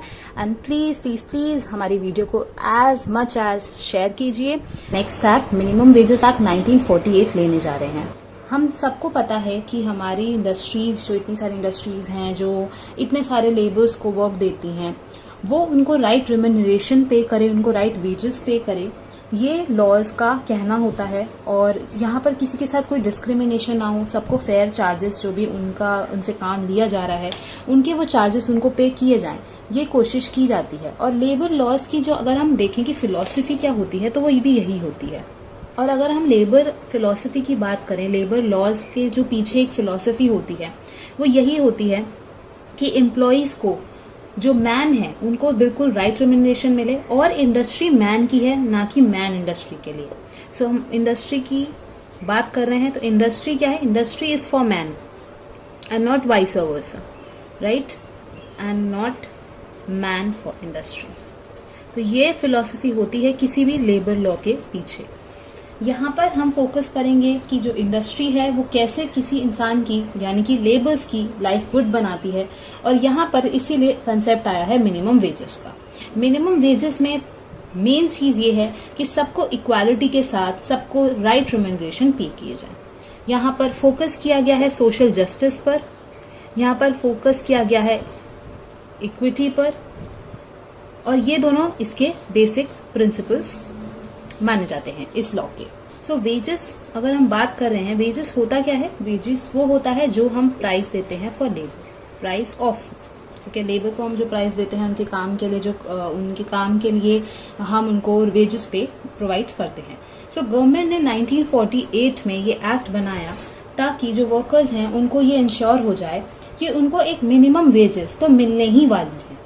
तो वो लीस्ट मिनिमम जो वेज है वो इस एक्ट में स्पेसिफाई की गई है अकॉर्डिंग टू द वर्क्स, जो भी वर्क्स इसमें मेंशन है। और यहाँ पर फोकस इस पे भी है कि जो लीस्ट वेजेस मिल रहे हैं वो उनकी जो लेबर की हेल्थ है, जो उनके लिए एफिशिएंट हो, वो लीस्ट वेजेस यहाँ पर सिलेक्ट किए गए हैं, तो वो एश्योरिटी मिल पाए। इसीलिए गवर्नमेंट ने 1948 में मिनिमम वेजेस एक्ट बनाया, ठीक है। अगर हम बात करें कि इस एक्ट का स्कोप क्या है, यानी कि ये कहाँ कहाँ फैला हुआ है, तो इनिशियली बात की जाए तो यहाँ पर सिर्फ जो एग्रीकल्चर एम्प्लॉयमेंट में जो लोग होते थे वो ज्यादातर इसमें, इस एक्ट में इनिशियली ऐड किए गए, जो एग्रीकल्चर एम्प्लॉयमेंट में होते थे, प्लस 12 अदर प्रोफेशनल्स इसमें, अदर एम्प्लॉयमेंट्स इसमें मेंशन किए गए थे। बट अब यहाँ पर जो गवर्नमेंट को एक तरह से एक पावर मिली हुई है कि यहाँ पर जो स्टेट गवर्नमेंट्स है अपनी अपनी तरीके से इस एक्ट को कहीं भी एक्सटेंड कर सकती है, मतलब उसमें कोई भी एम्प्लॉयमेंट वो जोड़ सकती है, ठीक है। अब हम बात करते हैं इस एक्ट के ऑब्जेक्टिव्स की। तो यहाँ पर ऑब्जेक्टिव्स हैं to promote the welfare of workers, कि वर्कर्स का प्रमोशन हो, किस चीज़ का प्रमोशन हो, उनकी वेलफेयर का, उनकी सारी चीज़ें सही रहें। यहाँ पर वर्कर्स का कोई एक्सप्लॉयटेशन ना हो, तो उसको प्रिवेंट करने के लिए ये एक्ट प्रोवाइड करता है। और इसका तीसरा ऑब्जेक्टिव ये है कि ये प्रोवाइड करे to provide for their subsistence and preserve their efficiency, यानी कि उनकी जो काम करने की क्षमता है उसको प्रिजर्व करके रखे, उसको वेस्ट ना जाने दे। तो अगर हम उनकी लेबर ले रहे हैं ह्यूमन बीइंग की, तो वो बिल्कुल एफिशिएंट जो उनका मैक्सिमम पोटेंशियल है वो बाहर निकले। ठीक है, तो ये प्रोवाइड करता है ये एक्ट, ये तीनों चीजें इसमें कवर की जाती हैं और ये ऑब्जेक्टिव है इस एक्ट का। अब मिनिमम वेजेस कैसे फिक्स होते हैं और उनका रिवीजन टाइम टू टाइम कैसे किया जाता है, क्योंकि अकॉर्डिंग टू जैसे हमारी परचेजिंग पावर जो होती है वो बढ़नी चाहिए। हम लोग जितना चीजें खरीद सकते हैं हम वो खरीदते हैं, लेकिन क्या होता है हमारे साथ साथ चीजें महंगी होने लगती हैं। तो अगर महंगी होने लगती है यानी कि मिनिमम वेजेस की भी रिवीजन उतनी ही जरूरी है। अगर लेबर आज कुछ 100 रुपीज में खरीद रहा है तो कल को वो 100 रुपीज में नहीं खरीद पाएगा, क्योंकि वो चीज महंगी हो चुकी होगी। तो इसीलिए रिवीजन भी उतना ही इम्पोर्टेंट है जितना कि मिनिमम वेजेस का फिक्सेशन यानी कि जो एप्रोप्रिएट गवर्नमेंट है, इसमें एप्रोप्रिएट गवर्नमेंट यानी कि जिस हिसाब से भी गवर्नमेंट कोई भी जो पार में है वो एप्रोप्रिएट गवर्नमेंट फिक्स करती है मिनिमम वेज। हो सकता है वो पूरी स्टेट के लिए अपने फिक्स कर सकती हैं, ठीक है, या फिर किसी पार्ट ऑफ स्टेट के लिए कर सकती हैं और बाकियों को पावर दे सकती हैं, तो पार्ट ऑफ अ स्टेट हो सकता है, या फिर किसी स्पेसिफिक एम्प्लॉयमेंट पर, यानी कि हो सकता है कि एम्प्लॉयमेंट वाइज जैसे कि एग्रीकल्चर के जो एम्प्लॉयमेंट हैं उनके लिए अलग मिनिमम वेजेस, जो इंडस्ट्रियल सेक्टर्स में हैं, जो सर्विस सेक्टर में हैं, जो टेरिटरी सेक्टर्स में, अलग अलग सेक्टर्स या अलग अलग क्लास के अकॉर्डिंग स्पेसिफिकली भी या स्पेसिफिक क्लास एम्प्लॉयमेंट हम इसको बोल सकते हैं, वो सेट कर सकती है। तो ये 3 तरीके होते हैं जिसमें जो गवर्नमेंट होती है वो मिनिमम वेजेस को फिक्स करती है। मिनिमम वेजेस जो होते हैं वो पीस रेट सिस्टम से भी, अगर आपने पढ़ा होगा ये कई जगहों पर, स्पेशली बिजनेस मैनेजमेंट में, कि जो वर्कर्स को पेमेंट मिलती है वो टाइम रेटेड के हिसाब से भी मिल सकती है। यानी कि अगर कोई फिक्स टाइम हो गया, जैसे कि आपको मंथली पेमेंट हो रही है या फिर ईयरली ऐसे हो रही है, तो टाइम रिलेटेड हो सकती है, या फिर पीस रिलेटेड, यानी कि जितनी प्रोडक्शन वो वर्कर कर रहा है, यानी कि आप उससे जितना काम ले रहे हैं उतना उस बेसिस पर आप उसकी पेमेंट कर रहे हैं। ठीक है, इसमें एक और चीज इस एक्ट में जो आती है वो आती है कि ओवर टाइम अगर आपका वर्कर करता है तो उसके भी आपको कितना ओवर टाइम वर्क के भी आपको पेमेंट करनी होगी उसको, और कितनी पेमेंट होगी जो मिनिमम होनी ही चाहिए वो भी इस एक्ट में मेंशन है। यहाँ पर गवर्नमेंट इंटरवल्स में इस चीज को चेक करती रहती है और इस चीज को रिव्यू करती रहती है कि उनको कैसे इस मिनिमम वेजेस को मेंटेन रखना है और कितने टाइम पीरियड तक रखना है। तो ये सारी चीजें भी इसमें मेंशन हो सकती है। यहाँ पर हो सकता है जो गवर्नमेंट है वो इसको रिव्यू करे like in 5 years, but exceeding 5 years नहीं होना चाहिए। तो हम कह सकते हैं नॉट एक्सीडिंग 5 years में ये चीजें रिव्यू होती रहती हैं। उसके बाद बात आती है कि जो फिक्सेशन है वो आर वाइज भी हो सकता है। ठीक है, जरूरी नहीं है कि एक लाइक पीरियड होगा ही लाइक 5 months और मंथली पेमेंट, आरली बेसिस पर भी फिक्सेशंस हो सकते हैं, डे वाइज भी हो सकते हैं, वीक वाइज भी हो सकते हैं, और जैसे मैंने बोला मंथ वाइज भी हो सकते हैं। तो डिपेंड करता है कि क्या सिचुएशन है, क्या एम्प्लॉयमेंट है, उस बेसिस पर गवर्नमेंट ये चीजें सेट कर सकती है under this act. So minimum wages का हमने पढ़ा कि कैसे गवर्नमेंट इसको फिक्स करती है। अब हम इसका प्रोसेस पढ़ेंगे और कैसे गवर्नमेंट अलग अलग कमेटीज को बिठाती है, कैसे एडवाइजरी कमेटी फिक्स करती है मिनिमम वेजेस, इसके बारे में थोड़ा सा प्रोसेस हम पढ़ने वाले हैं। तो प्रोसेस ऑफ फिक्सेशन हम पढ़ेंगे आज इस वीडियो में। Minimum rates of wages in respect of any scheduled employment can be fixed and revised by the government in 2 methods। सो जो हमारी गवर्नमेंट है वो 2 methods हैं उनके पास, जब वो फिक्स करने के उनके पास 2 मेथड। पहला मेथड ये है कि वो कमेटी या सब कमेटीज को अपॉइंट कर सकते हैं। तो यहाँ पर फर्स्ट मेथड उनके पास होता है कमेटीज को अपॉइंट करने का। दूसरा मेथड उनके पास होता है कि वो ऑफिशियल गैजेट में बता दें कि मिनिमम वेजेस क्या है, यानी कि notification in official gazette. I hope आप सबको पता हो कि ऑफिशियल गैजेट क्या मीनिंग है। ऑफिशियल गैजेट इज बेसिकली जब भी गवर्नमेंट को कोई ऐसा नोटिस प्रोवाइड करना होता है हम उनके सिटीजन्स को, यानी कि हमारी कंट्री के सिटीजन्स को, उनको कुछ भी अनाउंस करना होता है, जब तक वो ऑफिशियल गैजेट में नहीं आता है तब तक वो ऑफिशियली माना नहीं जाता है। यानी कि अगर कोई एक्ट बन जाता है या कोई भी चीज पास हो जाती है पार्लियामेंट से, वो जब तक नहीं लागू होगी जब तक वो ऑफिशियल गैजेट में नहीं लिखी जाएगी। तो इसीलिए ऑफिशियल गैजेट में डाल सकते हैं नोटिफिकेशन। तो एक मेथड ये है। दूसरा है कि वो कमेटी को अपॉइंट कर सकते हैं। तो कमेटी का जब उनको सारी चीजें उनको मिल जाती हैं, कमेटी से जो भी जो भी वेजेस हैं वो सिलेक्ट हो जाते हैं कि क्या रेट उनको तय करना है, तब वो ऑफिशियल गैजेट में जाती है। तो पब्लिश तो होती ही है ऑफिशियल गैजेट में, चाहे कमेटी के बाद हो चाहे सीधे। अब फिक्सेशन जो होती है बेसिकली क्या होता है, थोड़ा सा इसके बारे में पढ़ लेते हैं। Fixation revision shall come into force in on the expiry of 3 months from the date of issue of notification. यानी कि नोटिफिकेशन दे दी जाती है कि हम लोग फिक्स करने वाले हैं, और उन जो आपको नोटिफिकेशन दी गई है उसके 3 months के अंदर अंदर आपको ये काम पूरा करना होता है। कमेटीज को बोला जाता है कि आप सारी चीजों को जो भी आपको देखनी है वेजेस को रिलेटेड, वो चीजें 3 महीने के अंदर अंदर आप कर लें। अगर रिवाइज की बात की जाए तो अगर ये मिनिमम वेजेस रिवाइज होंगे तो ये होंगे एडवाइजरी बोर्ड जो अपॉइंट होती है under section 7 of the act, उनकी कंसल्ट से। अगर वो कहते हैं कि मिनिमम वेजेस को रिवाइज करना है तो रिवाइज किए जाते हैं, वरना वो रिवाइज नहीं होते हैं। बट जैसे मैंने आपको लास्ट वीडियोस में बताया कि 5 years से ज़्यादा एक्सीड नहीं होता है, तो रिविजन आफ्टर 5 years होता ही होता है। जो एडवाइजरी कमेटी है, एडवाइजरी बोर्ड है, एडवाइजरी बोर्ड जो सारी कमेटीज और सब कमेटीज गवर्नमेंट ने अपॉइंट करी हैं उनके बारे में और उनके कोऑर्डिनेशन को भी ध्यान में रखता है। तो एडवाइजरी बोर्ड का सिर्फ यही एक फंक्शन नहीं है कि वो कंसल्ट कर रहा है या मतलब उनकी कंसल्ट ली जा रही है, बल्कि ये भी है कि वो कमेटीज और सब कमेटीज के बीच में एक कोऑर्डिनेटिंग लिंक भी provide as a coordination link भी सर्व करते हैं। अगर हम बात करें कि कंसल्टेशन की, जो हमारी एडवाइजरी बोर्ड देता है कंसल्टेशन, ये जरूरी है, ये ऑब्लिगेटरी है कि मिनिमम वेजेस का जो फिक्सेशन है वो होगा। लेकिन जो इनिशियल फिक्सेशन है वो एडवाइजरी बोर्ड उसमें कोई भी कंसल्टेशन नहीं देता है, यानी कि वो गवर्नमेंट के ऊपर ही सब कुछ होता है। यानी कि अगर हम लोग आज की बात करें कि आज हम लोग एक मिनिमम वेजेस को तय कर रहे हैं फॉर द फर्स्ट टाइम, तो वो मिनिमम वेज इनिशियल फिक्सेशन है, यानी कि इनिशियली हम फिक्स करने वाले हैं, वो इनिशियल फिक्सेशन में एडवाइजरी बोर्ड का कोई रोल नहीं होता है। लेकिन इसके बाद अगर हमें कभी उनकी जरूरत हुई, उनकी कंसल्टेशन की, तब वो हमें बता सकते हैं, मतलब रिविजन करा सकते हैं, लेकिन fixation at the initial stage वो नहीं बता सकते हैं। ठीक है। अब कमेटी जो अपॉइंट होती है वो सेक्शन 5 के अंदर होती है। ठीक है।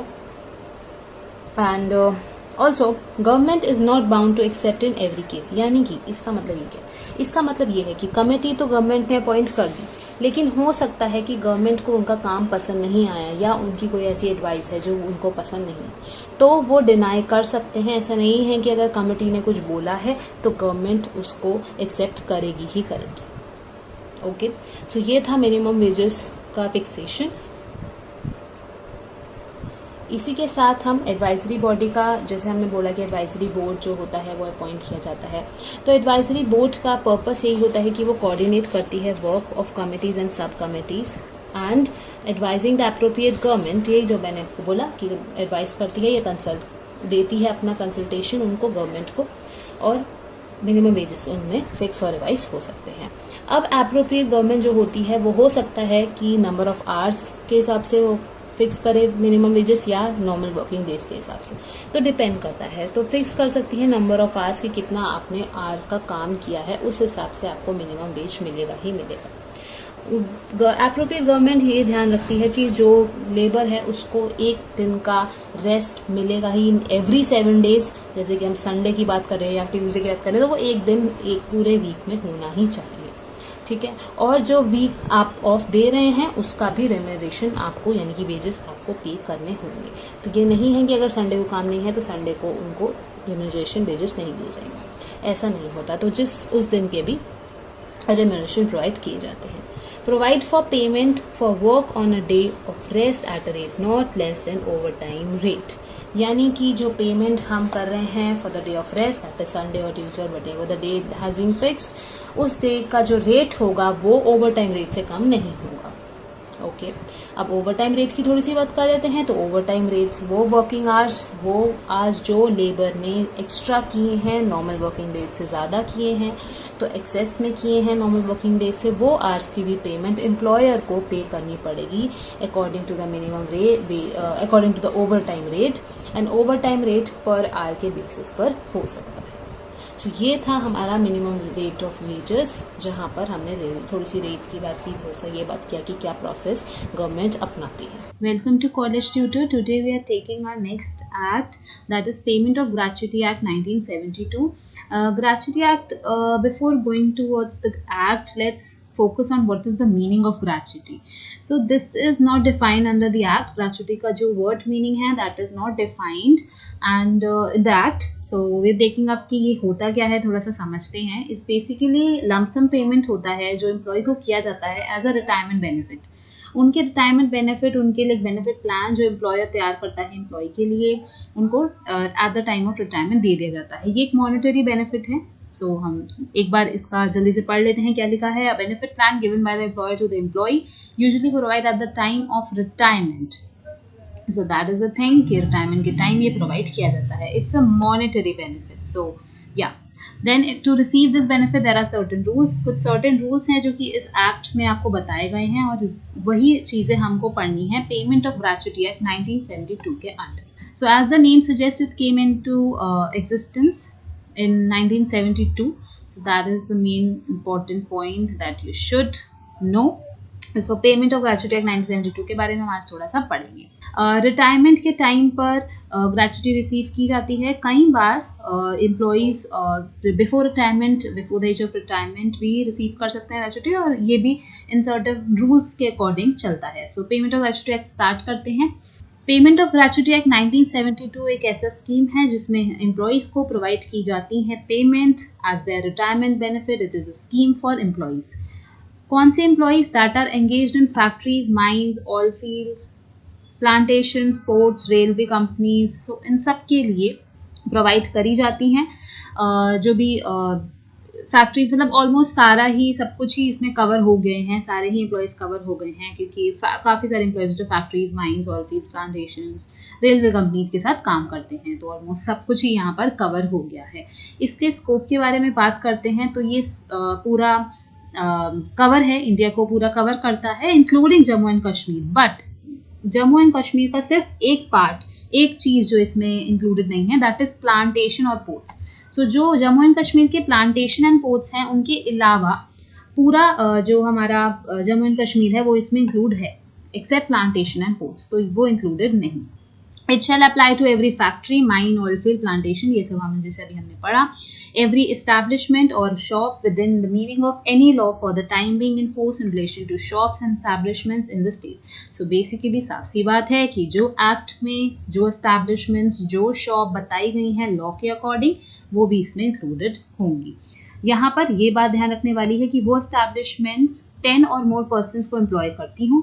तो अगर ये चीज़ यहाँ पर आप ध्यान रख लेंगे तो इससे आपको एक अच्छा बेनिफिट ये होगा कि आपको इसको लर्न करने में परेशानी कोई नहीं होगी. तो आपको बेसिकली वही समझना है कि एस्टैब्लिशमेंट्स वो वाले जिससे 10 और मोर पर्सन्स को एम्प्लॉय किया गया है, तो वो एस्टैब्लिशमेंट्स इसके अंडर इंक्लूड होंगे जिनको ग्रेच्युटी बनाना होगा, रखना होगा for employees as a retirement benefit. Any such other establishment or class of benefits in which 10 or more employees are employed or were employed or any act. So ये सब as per central government चलता है. Central government में अगर कुछ notification में उन्होंने specify किया है किसी का नाम, किसी एस्टैब्लिशमेंट को स्पेसिफिकली नोटिफाई किया, तो उनकी भी ऑब्लिगेटरी होती है यहाँ पर, उनका भी ऑब्लिगेशन होता है to pay their employees gratuity amount as a retirement benefit. So यहाँ पर सेंट्रल गवर्नमेंट के अंडर अगर कोई डिफाइन किए गए हैं स्पेसिफिकली तो वो भी इंक्लूडेड होंगे.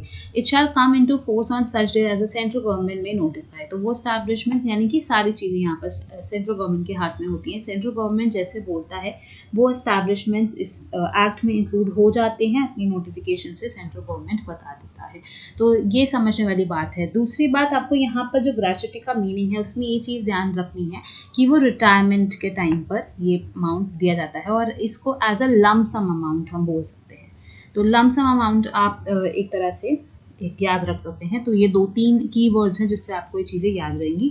दूसरी चीज़ जो बिल्कुल याद रखने वाली ये है कि यहाँ पर जो एम्प्लॉयज़ हैं कौन कौन सी कंपनीज़ में और कौन कौन से आप कह सकते हैं इंडस्ट्रीज़ में एंगेज्ड हैं, ये चीज़ याद रखने वाली है. और तीसरी चीज़ यहाँ पर जो सबसे इंपॉर्टेंट याद रखने वाली है वो है 10 और मोर पर्सन्स एस्टैब्लिशमेंट्स वाले इंक्लूडेड होंगे और सेंट्रल गवर्नमेंट पूरा जो यहाँ पर सारा चला रहे हैं सेंट्रल गवर्नमेंट के हिसाब से सब कुछ चलेगा. और एक और चीज़ जो याद रखने वाली इस प्लांटेशन और पोर्ट्स, जो ये होल ऑफ इंडिया में ये एक्ट पूरा लागू होता है, बट वो इवन जम्मू एंड कश्मीर भी इंक्लूडेड है, लेकिन यहाँ पर प्लांटेशन एंड पोर्ट्स जो जम्मू एंड कश्मीर के हैं वो इंक्लूडेड नहीं होते हैं। तो ये चीज़ ध्यान में रखने वाली है। Before going to this slide I like to tell you something that wages की जब यहाँ पर बात की जाती है कि यानी कि जो वेजेस मिलते हैं एम्प्लॉयज़ को, उसमें इंक्लूड होते हैं बेसिक वेजेस और डीएनएस अलायंस। आपने इसके बारे में ज़रूर पढ़ा होगा। और यहाँ पर वेजेस में कोई भी bonus, commission, HRA, overtime wages, वो सारी चीज़ें इंक्लूडेड नहीं हैं। तो वेजेस की जब भी बात की जाएगी यहाँ पर, वेज की जब भी हम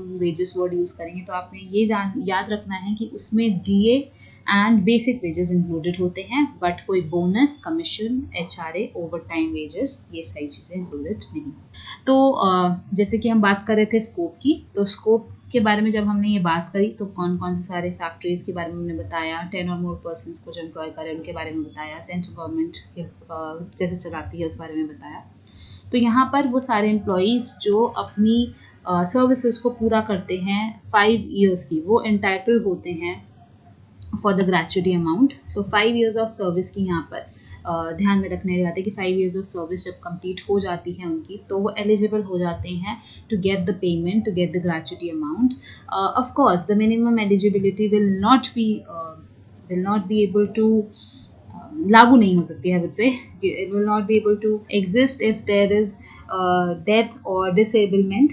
सो अगर कोई एम्प्लॉय का सडन डेथ हो जाता है, डिसेबलमेंट हो जाता है, so that will be not included in the minimum eligibility period. लेकिन मिनिमम एलिजिबिलिटी वैसे बाकी केसेस में जो एलिजिबिलिटी है वो 5 ईयर्स ऑफ सर्विस की होती है। सो एक्सेप्ट डेथ और disablement. The amount of gratuity payable shall be at the rate of 17 days wages based on the rate of wages last drawn। ये सारी थ्योरी की बातें। तो बेसिक चीज़ यही है कि यहाँ पर कैलकुलेट कैसे की जाती है। तो लास्ट वेजेस के हिसाब से होता है, जैसे वेजेस जितनी भी ड्रॉन की जाती है लास्ट टाइम पे जितनी ड्रॉन की जाएगी, उसके 17 डेज के हिसाब से इसका रेट लगता है। तो यहाँ पर जो फॉर्मूला है वो आपको ये गिवन है, ये फॉर्मूला आपको रखना है जब आप ग्रेचुटी के अमाउंट के बारे में बात कर रहे हैं। तो मैक्सिमम अमाउंट जो ग्रेचुटी में पे किया जाता है वो 3,50,000 का होता है। थोड़ी सी टर्म्स के बारे में समझ लेते हैं कि क्या टर्म्स हैं। Nomination, each employee is required to nominate 1 or more member of his family as defined in the act who will receive the gratuity in the event of the death of the employee। जैसे आपको पता है हम banks में nominee देते हैं अपने, वैसे ही ग्रेचुटी एक्ट में ये स्पेसिफाई किया गया है कि आपको एम्प्लॉयज़ को एक नॉमिनेशन देना है अगर उनकी सडन डेथ हो जाती है बिकॉज अनसर्टेनिटी है, तो वहाँ पर ये मेंशन है कि नॉमिनेशन आपको किसी न किसी को अपने फैमिली मेम्बर्स में से नॉमिनी बनाना है। Administrative machinery, all the assistant labor commissioners and labor officers in the labor department have been appointed controlling authority, and all the deputy labor commissioner have been appointed appellate authority under the act। So basically जो इस चीज़ को administer करती है, ये सारे जो हम acts हम पढ़ रहे हैं, जैसे कि ईपीएफ हमने पढ़ा, ग्रेचुटी एक्ट हमने पढ़ा, ये सारी चीज़ें, या मिनिमम वेजेस पढ़ा, तो ये बेसिकली क्या है, लेबर लॉज के अंडर हम पढ़ रहे हैं। तो लेबर लॉज की जब बात आ रही है, यानी कि लेबर के बारे में, एम्प्लॉय के जो बेनिफिट्स हैं उनके बारे में ये सारी चीज़ें, ये सारी बातें आ रही हैं। तो यहाँ पर जो एडमिनिस्ट्रेटिव मशीनरी है, यानी कि जो इस चीज़ को पूरा एडमिनिस्टर करती है, वो सारी अंडर लेबर डिपार्टमेंट के अंडर आता है।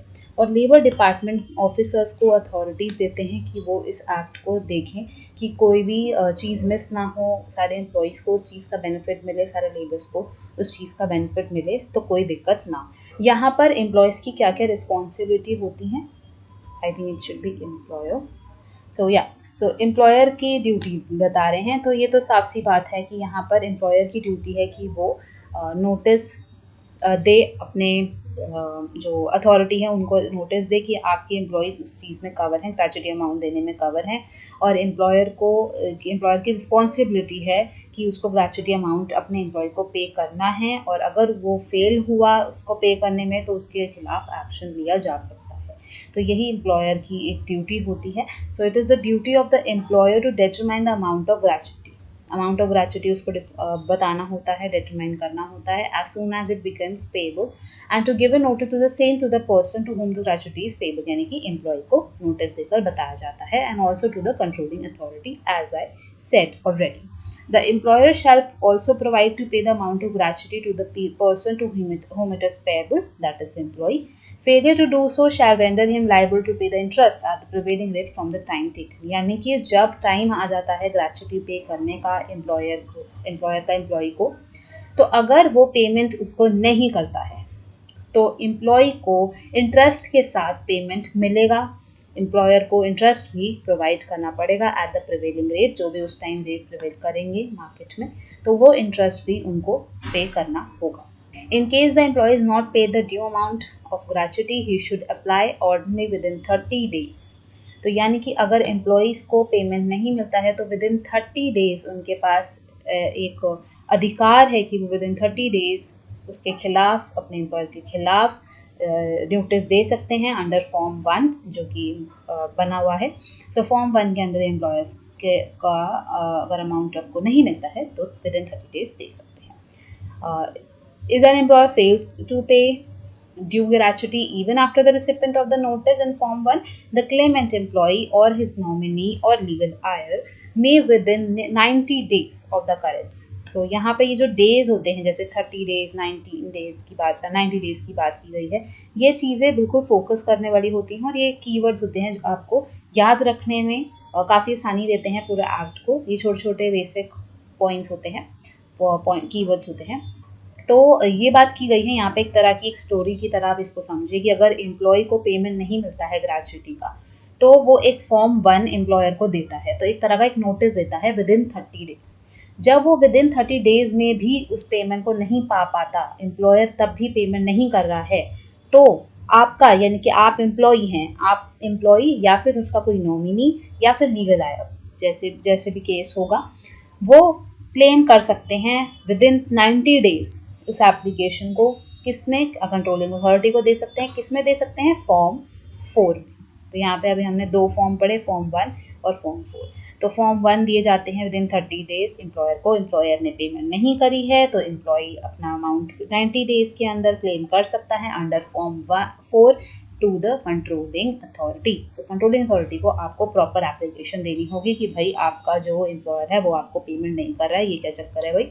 तो थोड़ा सा देखिए, हमारा कुछ करिए, ठीक है। For issuing direction to the employer, so employer को प्रॉपरली बोलती है फिर कंट्रोलिंग अथॉरिटी कि आप ग्रेचुटी अमाउंट क्यों नहीं दे रहे हैं, ये पूरी इंक्वायरी की जाती है। सो कंट्रोलिंग अथॉरिटी को प्रॉपर इंक्वायरी करने का जो अथॉरिटी है उनको, वो प्रॉपर इंक्वायरी करते हैं और अमाउंट डिटरमाइन करते हैं और एम्प्लॉयर को डायरेक्शन दिया जाता है, उनको पूरा अथॉरिटी के साथ बोला जाता है कि भाई आप अपने एम्प्लॉय को पेमेंट करें। अगर एम्प्लॉय तब भी पेमेंट नहीं करता तो उसके अगेंस्ट लीगल एक्शन लिया जा सकता है। उसको ये बात पूरी तरीके से नोटिस में बताई जाती है। तो यहाँ पर कंट्रोलिंग अथॉरिटी का बहुत बड़ा हम कह सकते हैं रोल, क्योंकि वही वो सारी चीज़ें चला रही हैं और अपनी अथॉरिटी को यूज़ करके वो एम्प्लॉय को प्रॉपरली डायरेक्शन दे सकती है। एंड अगर वो डायरेक्शन नहीं मानता है तो जैसे मैंने कहा उसके अगेंस्ट लीगल एक्शन होगा। और यहाँ पर जो अथॉरिटी है वो फिर क्या करेगी, अब पेमेंट तो देना है, एम्प्लॉय को क्यों फंसाना है, तो एम्प्लॉय को तो पेमेंट पूरा देना ही है। तो एक कलेक्टर को वो अपॉइंट करती है जो कि ये अमाउंट जो है वो अपने एप्लीकेंट को, यानी कि जो एम्प्लॉय है या उसका नॉमिनी है या फिर लीगल आयर है, उसको दे दिए जाती है। अगर यहाँ पे थोड़ी सी पेनल्टी की बात कर लेते हैं, तो पेनल्टी की बात इतनी सी है कि भाई अगर आपने पेमेंट नहीं करी है तो आपके अगेंस्ट पनिशेबल एक्शंस लिया जाएगा, और ऐसा नहीं करिए तो एम्प्लॉय के लिए अच्छा है। तो पेनल्टी क्या है? पेनल्टी ये है, the act provides that whoever makes false statement for the purpose of avoiding any payment shall be punishable under imprisonment for a term which may extend to 60 months, ठीक है, और फाइन हो सकता है। तो 6 मंथ्स के लिए 60 पड़ा, एक्सटेंड टू 6 मंथ्स जा सकते हैं, बिल्कुल आपका पनिशमेंट हो सकती है। तो यहाँ पर अगर आपने कोई फॉल्स स्टेटमेंट दी है, यानी कि आपने कोई गलत स्टेटमेंट दी है जो आपके लिए ट्रू नहीं है, आपने अपनी कोई भी ग्रेचुटी पाने के लिए आपने गलत बोला कि सर्विस इतनी किया है, या पेपर्स में दिखा दिया आपने सर्विस कर ली है 5 ईयर्स की कंप्लीट बट नहीं करी है, तो ऐसा कोई भी फॉल्स स्टेटमेंट अगर आपने दिया है तो भी दिक्कत है। और अगर एम्प्लॉयर ने कोई फॉल्स स्टेटमेंट दिया कि आपको कोई पेमेंट ना करनी पड़े एम्प्लॉयर को, तो भी आप पनिशेबल हो जाएंगे। आपको 6 मंथ्स की इम्प्रिजनमेंट है और फाइन है दैट में एक्सटेंड टू 10,000 रुपीज। रुपीज़, तो 10,000 रुपीज़ का आपको फाइन देना पड़ सकता है। और an employer who contravenes any provisions of the act shall be liable for imprisonment for a term not less than 3 months। So employer को नॉट लेस देन 3 months का जेल हो सकता है, but which may extend to 1 year और with fine which shall not be less than 10,000 rupees, so whatever be the case, but which may extend to 20,000 rupees or with both, so 20,000 तक जा सकते हैं। तो 10,000 आपकी जो है फाइन होगा आपको, और मैक्सिमम टू मैक्सिमम 20,000 का फाइन आपको हो सकता है। Where the offence relates to non payment of gratuity, the employer can be punished with imprisonment for the term which is not less than 6 months। So 6 महीने से तो कम आपको सजा नहीं मिलेगी, तो 6 महीने की सजा तो आपको मिलेगी ही मिलेगी अगर आपने अपने एम्प्लॉय को ग्रेच्युटी अमाउंट की पेमेंट नहीं करी। सो आई होप आपको सब कुछ समझ आया हो। अगर आपको कोई डाउट है तो आप कमेंट सेक्शंस में भी बोल सकते हैं, और आप व्हाट्सएप भी हमको कर सकते हैं, हमारा व्हाट्सएप ग्रुप आप ज्वाइन कर सकते हैं।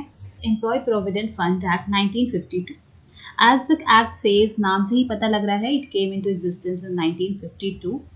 ये एक्ट हमारा सबसे पहले आया, ये स्टार्ट हुआ 1952 में as employees provident fund and miscellaneous provision act. So ये एक्ट बेसिकली बना एम्प्लॉयज के लिए, उनके बेनिफिट्स के लिए, उनके वेलफेयर के लिए, ताकि उनको जब भी पैसों की ज़रूरत हो आफ्टर सम टाइम वो अपने अकाउंट से निकाल सके। अकाउंट क्या चीज़ है? वही स्कीम जिसके अंदर एम्प्लॉयज़ कुछ अपना सैलरी का कंट्रीब्यूट करते हैं। सो बेसिकली ये जो अकाउंट बनता है, या आप कह सकते हैं ये जो डिपॉजिट होता है, ये एम्प्लॉयर और एम्प्लॉय दोनों का कंट्रीब्यूशन होता है, राइट। सो ये जो एक्ट है, employees provident fund and miscellaneous provision act 1952, ये एडमिनिस्ट्रेट होता है by central board of trustees and employee provident fund organisation EPFO के अंडर। तो जैसे आप देख रहे हैं यहाँ पे एम्प्लॉय प्रोविडेंट फंड का थोड़ा सा समझते हैं क्या चीज़ है। It is a welfare scheme for the benefits of the employees. तो एम्प्लॉयज़ के बेनिफिट्स के लिए ये बनी है, उनके वेलफेयर के लिए बनी है। Under this scheme both the employer and the employee contribute their part, but whole of the amount is deposited by the employer. So दोनों का पार्ट आता है। जैसे आपने देखा होगा कि कई एम्प्लॉयज़ होते हैं जो कहते हैं कि अरे EPF कट के हमें इतनी सैलरी मिलती है, यानी कि EPF कटता है, एम्प्लॉयर ही काटता है उसमें से, और अपना कंट्रीब्यूशन उसी अमाउंट का, वही अमाउंट, सेम अमाउंट वो अपनी तरफ से भी डिपॉजिट कराता है। तो ये टोटल अमाउंट डिपॉजिट होता है by employer for the employee. Employer deducted the employee share from the salary of the employee, जो मैंने अभी आपको बताया। Then interest earn also credited to PF account of the employee. So employees के account में जो भी इंटरेस्ट होता है वो अर्न करते हैं उस अमाउंट पर जो कि एम्प्लॉयर उनके में डालता है, उनको का इंटरेस्ट मिलता है टाइम टू टाइम। और ये जो एक्यूमुलेटेड अमाउंट जितना भी लास्ट, यानी कि लम सम अमाउंट होता है, हम ऐसे बोल सकते हैं, लम सम अमाउंट जो होता है, ये at the time of retirement दे दिया जाता है एम्प्लॉयज़ को। इसकी एप्लीकेबिलिटी देखी जाए तो ये होल ऑफ इंडिया में है EPF, और ये उन फैक्ट्रीज़ के, मतलब ऑलमोस्ट ऑल इंडस्ट्रीज़ ही इसमें इंक्लूडेड होती ही हैं। लेकिन अगर हम स्पेसिफिकली बोलें तो वो फैक्ट्रीज़ जो कि इंगेज हैं किसी भी इंडस्ट्री में जो कि शेड्यूल्ड 1 के अंडर स्पेसिफाई की गई है, और उस शेड्यूल 1 के अंदर बोला गया है कि ये ऑब्लिगेटरी है कि जो एम्प्लॉय करेगा 20 और मोर पर्सन्स को अपनी फर्म में, अपनी इंडस्ट्री में, अपनी फैक्ट्री में, तो उनको ऑब्लिगेशन है कि वो उनको EPF बनाना ही होगा।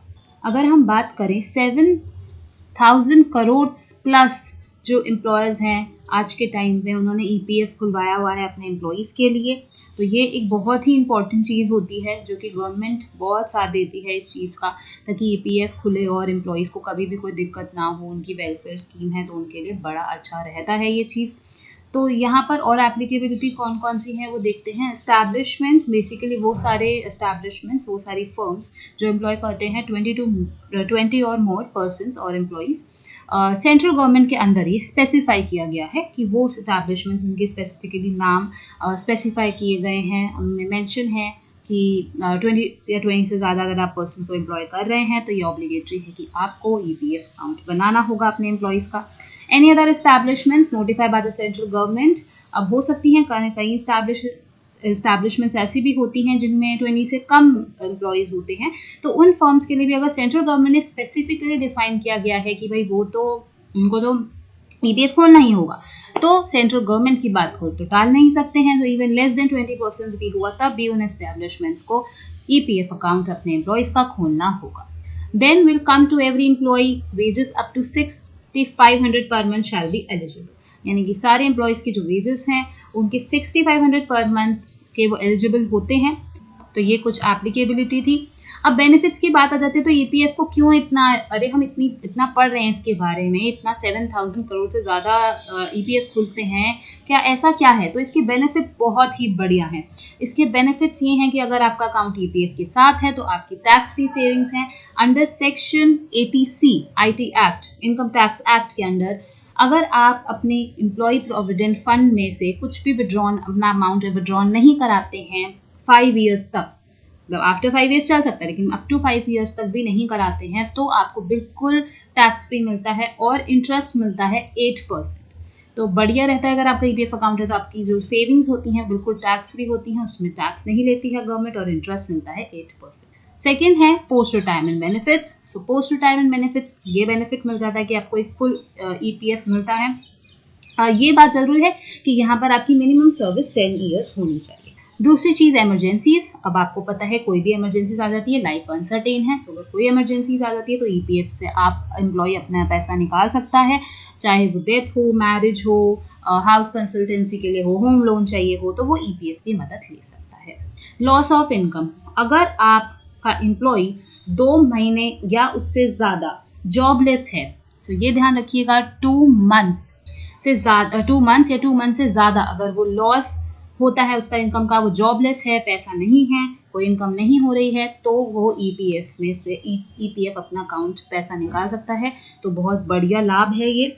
नेक्स्ट चीज़ है लाइफ इंश्योरेंस। लाइफ इंश्योरेंस की तरह एक्ट कर रहा है बिकॉज यहाँ पर फैमिली मेम्बर्स को काफ़ी ज़्यादा रिलीफ होता है। अगर एम्प्लॉय की सडन डेथ हो जाती है तो उसमें लाइफ इंश्योरेंस का काम कर रहा है, तो फैमिली को जो डेथ की सडन डेथ हो जाए, अगर कोई इमरजेंसी ऐसा कुछ हो जाए, एकदम अनसर्टेन सा कुछ हो जाए, तो फैमिलीज को रिलीफ मिलता है। उसकी लाइफ इंश्योरेंस की तरह ईपीएफ एम्प्लॉय की काम करती है।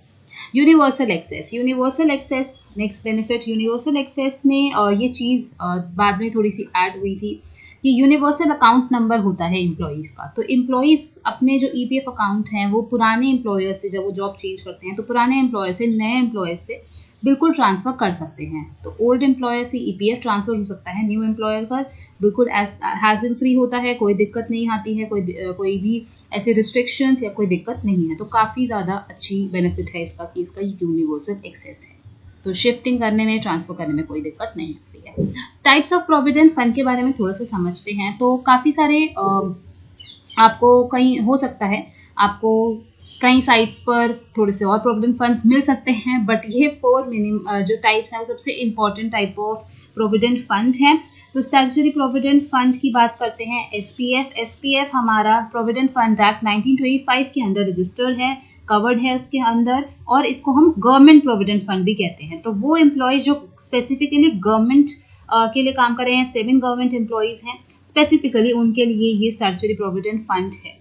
दूसरी चीज़ आती है public provident fund. So public provident fund की बात करें तो आई होप आपने ये ज़रूर सुना होगा। ये पब्लिक प्रोविडेंट फंड एक्ट 1968 के अंडर कवर्ड है, इसके अंदर रजिस्टर्ड है। यहाँ पर एम्प्लॉय अपना जो प्रोविडेंट फंड में इन्वेस्ट कर सकते हैं और नहीं भी कर सकते, तो चॉइस है। So can invest in PF whether employee और नॉट। सो अगर आप एम्प्लॉय नहीं हैं तो भी आप इस पीएफ में इन्वेस्ट कर सकते हैं। यहाँ पर आपकी जो इन्वेस्टमेंट होगी वो मिनिमम 500 होती है और मैक्सिमम 1,50,000 होती है, जिस पर आपको 8% पर एनम का इंटरेस्ट मिलता है। So I should repeat this point again, this is PPF. If you're an employee, you can invest in PPF. If you're not an employee, you can still invest in PPF. And you have a minimum contribution as 500 and maximum as 1,50,000, जिस पर आपको 8% interest per annum के basis पर मिलता है। Recognized Provident Fund (RPF). This is registered under Employees Provident Funds and Miscellaneous Provisions Act 1952. The person employs 20, जैसे हमने अभी पढ़ा कि यहाँ पर 20 या 20 से ज़्यादा अगर आपके एम्प्लॉयज़ हैं तो आपको ऑब्लिगेटरी है कि आपको रजिस्टर करना ही करना है। और अगर आपके लेस देन एम्प्लॉयज़ और आपको सेंट्रल गवर्नमेंट ने बोला है कि सेंट्रल गवर्नमेंट ने स्पेसिफाई किया है कि आपके 20 से एम्प्लॉयज़ कम है फिर भी आपको रजिस्टर कराना है, तो भी आपके लिए ऑब्लिगेटरी होगा। बट इफ़ आपके लेस देन 20 एम्प्लॉयज़ हैं तो आपकी चॉइस है कि आप कराना चाहें RPF अपने एम्प्लॉयज़ का तो आप करा सकते हैं, तो कोई दिक्कत नहीं है। लेकिन अगर सेंट्रल गवर्नमेंट स्पेसिफिकली कहती है तो आपके लिए ऑब्लिगेटरी होगा ही हो। अनरिकग्नाइज्ड प्रोविडेंट फंड, ये प्रोविडेंट फंड बेसिकली एक ही स्टैब्लिश में एम्प्लॉयर और एम्प्लॉय मिलकर बना रहे हैं, तो ये रिकग्नाइज नहीं होता है, ये अनरिकग्नाइज्ड प्रोविडेंट फंड के अंदर आ जाता है। तो ये 4 main types of provident fund है। That is workmen's compensation act 1923, ये आपकी यूनिट 2 में है और हमने बाकी सारे यूनिट डाल दिए हैं हमारे चैनल पर। अगर आपको कोई भी डाउट आता है इस सब्जेक्ट में तो आप हमारा व्हाट्सएप ग्रुप भी ज्वाइन कर सकते हैं। वीडियो के एंड में प्लीज वीडियो को लाइक कीजिएगा and do share it with your friends and don't forget to subscribe our channel. Okay, so workmen's compensation act 1923, this workmen's जो वर्ड है अब वो एम्प्लॉयमेंट हो चुका है, सॉरी एम्प्लॉयज हो चुका है, एम्प्लॉयज कंपनसेशन एक्ट 1923 हो चुका है ये।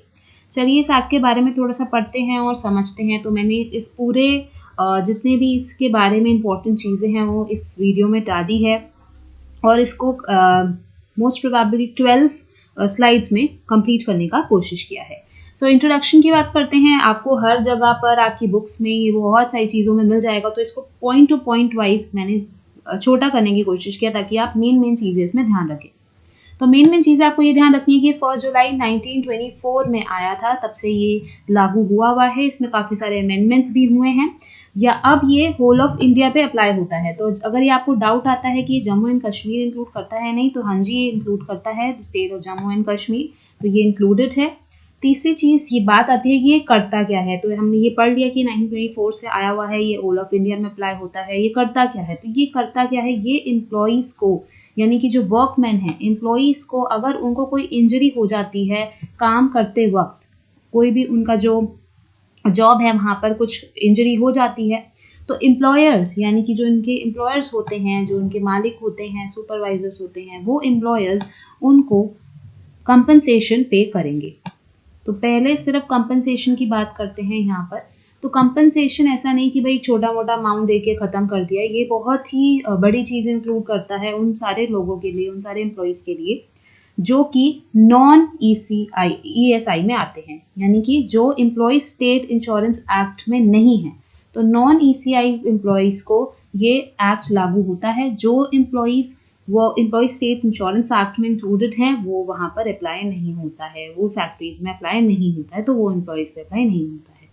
पहले ये एक्ट में जब अमेंडमेंट नहीं हुआ था, अब तो अमेंडमेंट 1975 आ चुका है, अगर अमेंडमेंट नहीं हुआ होता तो वो एम्प्लॉयज़ इंक्लूड करता है जो 500 से लेस कमाते हैं पर मंथ, 500 से लेस कमाते हैं। लेकिन अब ये उन लोगों को इंक्लूड करता है जो कि 500 से ज़्यादा कमाते हैं। तो 500 पर मंथ से बियॉन्ड जो कमाते हैं वो सारे एम्प्लॉयज़ इसमें इंक्लूडेड हैं। दिस एक्ट कंटेन्स 4 चैप्टर्स और 3 शेड्यूल्स। यहाँ पे 4 चैप्टर्स और 3 शेड्यूल इंक्लूडेड हैं। अगर आप चाहते हैं, आगे वैसे आपकी बुक्स में भी मेंशन है, बट अगर आप चाहते हैं तो हम 4 चैप्टर्स और 4 शेड्यूल्स का प्रॉपर फॉर्म में आपको दे सकती हूँ, तो आप वो कमेंट सेक्शन में मुझे बता सकते हैं। Applies to employees works in, ये आपको ध्यान रखने हैं कि factories, mines, plantation, transport establishments, construction work, railway, ships, hazardous occupation and employment, सारी जगह ये अप्लाई होता है।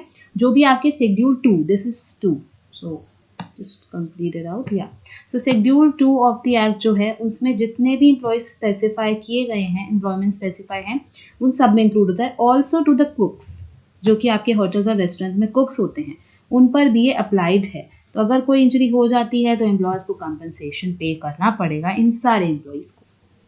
तो इस एक्ट का बेसिक ऑब्जेक्टिव यही है कि ये वर्कमैन को रिलीफ, यानी कि एम्प्लॉयज़ को रिलीफ प्रोवाइड करता है अगर उनको कोई इंजरी हो जाती है इन case of any accident.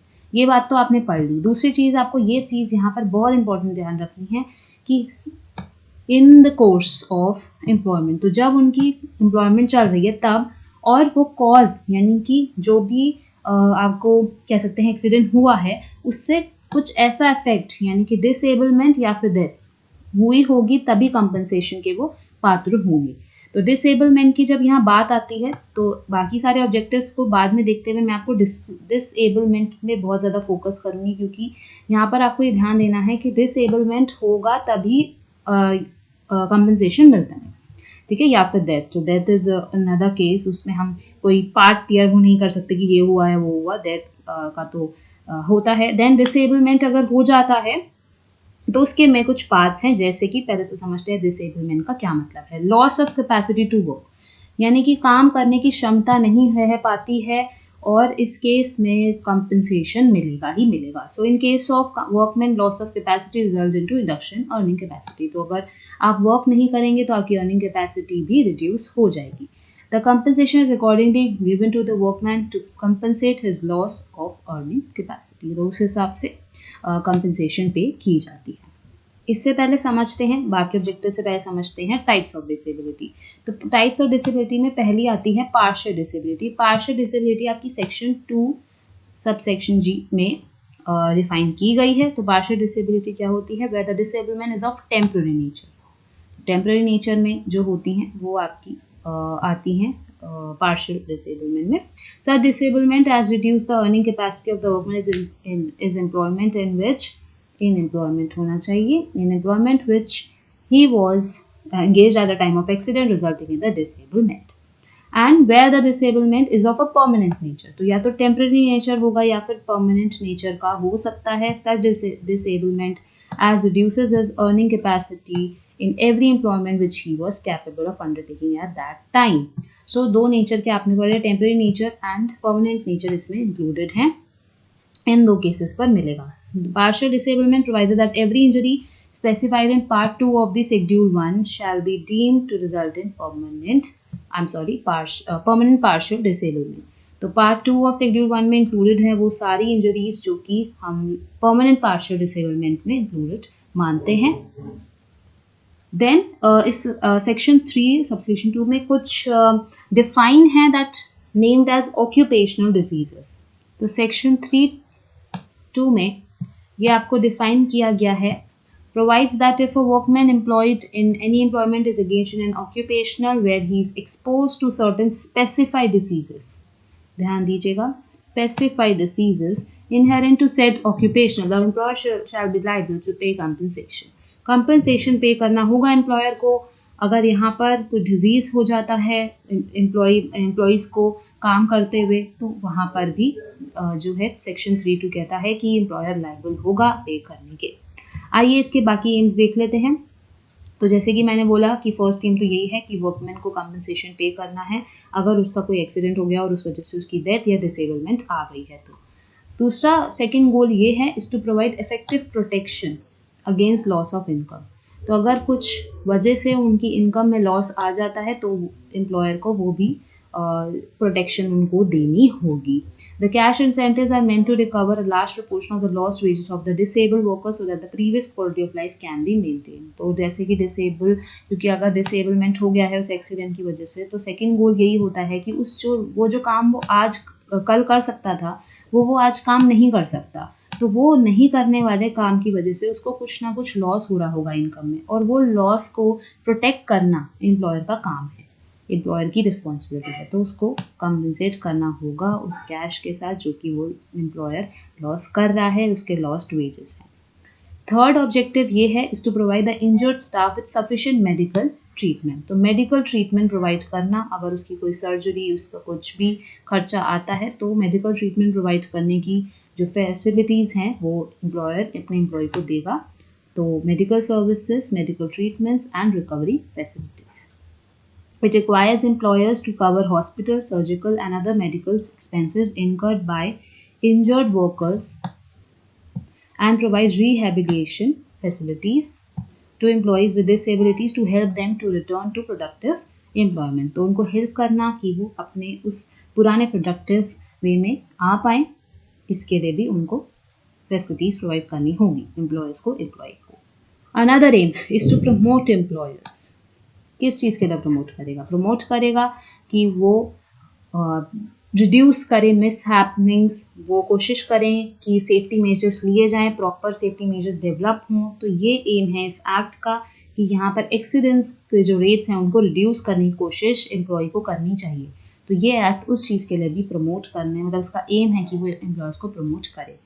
Organizations with superior accident rates pay comparatively lower workmen's compensation premiums as experience ranking is used to motivate the employers to minimize work-related accidents and illnesses। So आपके main चीज़ ये है कि employers को promote करने का भी एक aim है। Workmen's compensation laws are above all designed to reduce litigation, यानी कि भाई जवाबदारी वाली बात आ जाती है, सब एक दूसरे पर इल्ज़ाम लगा रहे हैं कि इन्होंने ये काम किया, इन्होंने काम किया, भाई लॉ की तरफ जाना पड़ता है, एक दूसरे को स्यू कर देते हैं।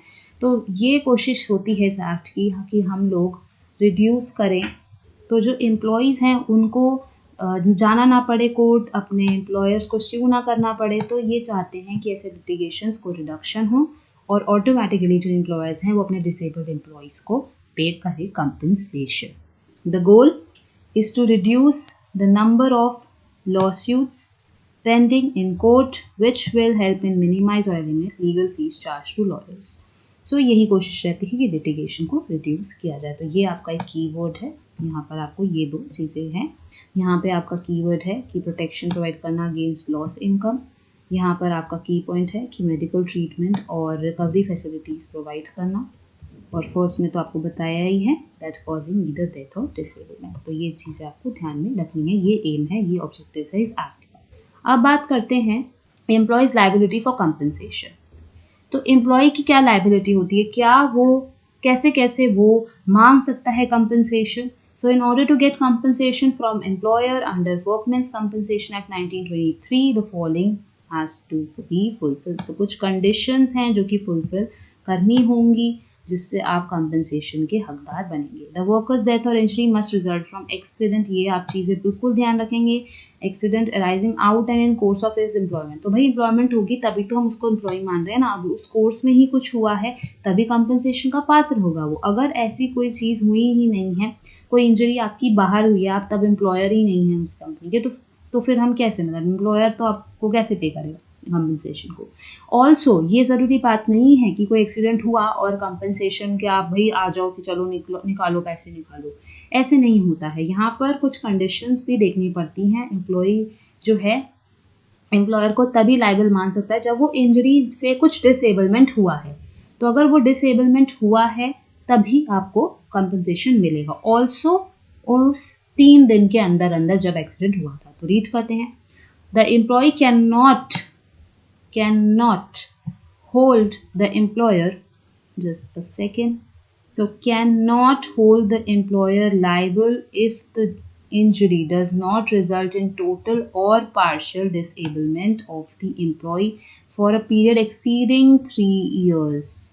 3 दिन के अंदर अगर आपके इंजरी की वजह से कोई डिसेबलमेंट हो जाता है पार्शियल या कंप्लीट, तभी आप लायबल करेंगे अपने एम्प्लॉयर को कि चलो भाई पैसे निकालो। अदरवाइज आप एम्प्लॉयर को लायबल नहीं बोल सकते हैं कि आप हमें कंपनसेशन देंगे। If the injury which does not result in death, तो अगर डेथ का कोई नहीं हुआ है, कॉज नहीं हुआ है एक्सीडेंट की वजह से, तो भी आप उसको एम्प्लॉयर को नहीं बोल सकते कि भाई पैसे निकालो। ठीक है, तो ये बात आपको ध्यान में रखनी है। Okay, and wilfully disobeys to an order expressly given. अरे भाई जब बोला गया था कि ये जो आप काम कर रहे हैं इसमें ये सेफ्टी रखनी है और एम्प्लॉई ने जानबूझ के डिसओबे किया, विलफुली डिसओबे किया कि हम तो बात मानना ही नहीं चाहते हैं आपकी, तो फिर आप कैसे किसी को लायबल रख सकते हैं। तो अगर प्रॉपरली आपको बोला जा रहा है, एक्सप्रेस किया गया है कि ये कुछ हो सकता है और तब भी आप उस एक्सप्रेस ऑर्डर का डिसओबेंस कर रहे हैं तो आप लायबल नहीं कर सकते। और अगर आपको रूल था कि भाई आपको कुछ हो सकता है ये काम करने में, तो आपको यह एक्सप्रेसली बताया गया था, फ्रेम किया गया था और तब भी आप वो काम कर रहे हैं, तो भी आप अपने एम्प्लॉय को लायबल नहीं रख सकते। ठीक है, और विलफुली रिमूवल और disregard of any safety guard, भाई सेफ्टी दी गई थी, ली नहीं, तो भाई अब कैसे लायबल कह सकते हैं। तो जो काम आपको बोला जा रहा है आप उस तरीके से करें, तो आपकी इंजरी की वजह से अगर आप डिसेबलमेंट में चले जाते हैं तो आपको कंपनसेशन मिलेगा। अदरवाइज ये कुछ रूल्स हैं जिसमें आपको कंडीशंस अगर आप सेटिस्फाई नहीं करते हैं तो आपको कंपनसेशन नहीं मिलेगा। द एम्प्लॉई, सेकेंड पॉइंट है, the employee employed in any employment specified in part A-B-C of schedule 3 of to the act contracts any disease specified therein as an occupational. तो हमने अभी ऑक्यूपेशनल डिजीज के बारे में थोड़ा सा पढ़ा। ऑक्यूपेशनल डिजीज जो हमारे शेड्यूल 2 में स्पेसिफाइड है उस हिसाब से भी आपको वो कंडीशन स्पेसिफाई करनी होगी कि आपको कोई ऑक्यूपेशनल डिजीज हुई है तो आप डीम्ड होंगे। अदरवाइज वो इंजरी डीम नहीं मानी जाएगी, प्रूफ नहीं हुई कि तो आपको कंपनसेशन भी नहीं मिलेगा। तीसरी कंडीशन ये है the disease cause to the employee must be directly attributable to the specific injury by accident. तो वो डिजीज जो आपको हुई है वो डायरेक्टली एट्रीब्यूट होनी चाहिए कि वो एक्सीडेंट की वजह से ही हुई है। और दूसरी चीज़ इन द कोर्स ऑफ इस एम्प्लॉयमेंट, तो जब आप एम्प्लॉयर थे, जब आपका एम्प्लॉयमेंट कॉन्ट्रैक्ट है, उसी दौरान वो एक्सीडेंट हुआ और उस एक्सीडेंट की वजह से आपको वो डिजीज़ हुआ, तो ये ध्यान में देना है, तो आप कंपनसेशन के लायबल होंगे, अदरवाइज नहीं होंगे। The employee would not be entitled to confer any right to compensation in respect of any injury for anything contained under the act if he file suit civil court में जाकर आपने damages के लिए अगर file कर दिया है, damages के लिए फाइल कर दिया है अगेंस्ट एम्प्लॉयर, तो आप लाइबल नहीं होंगे, तो एम्प्लॉयर आपको पे नहीं करेगा। दोबारा से इस पॉइंट को पढ़ते हैं। The employee would not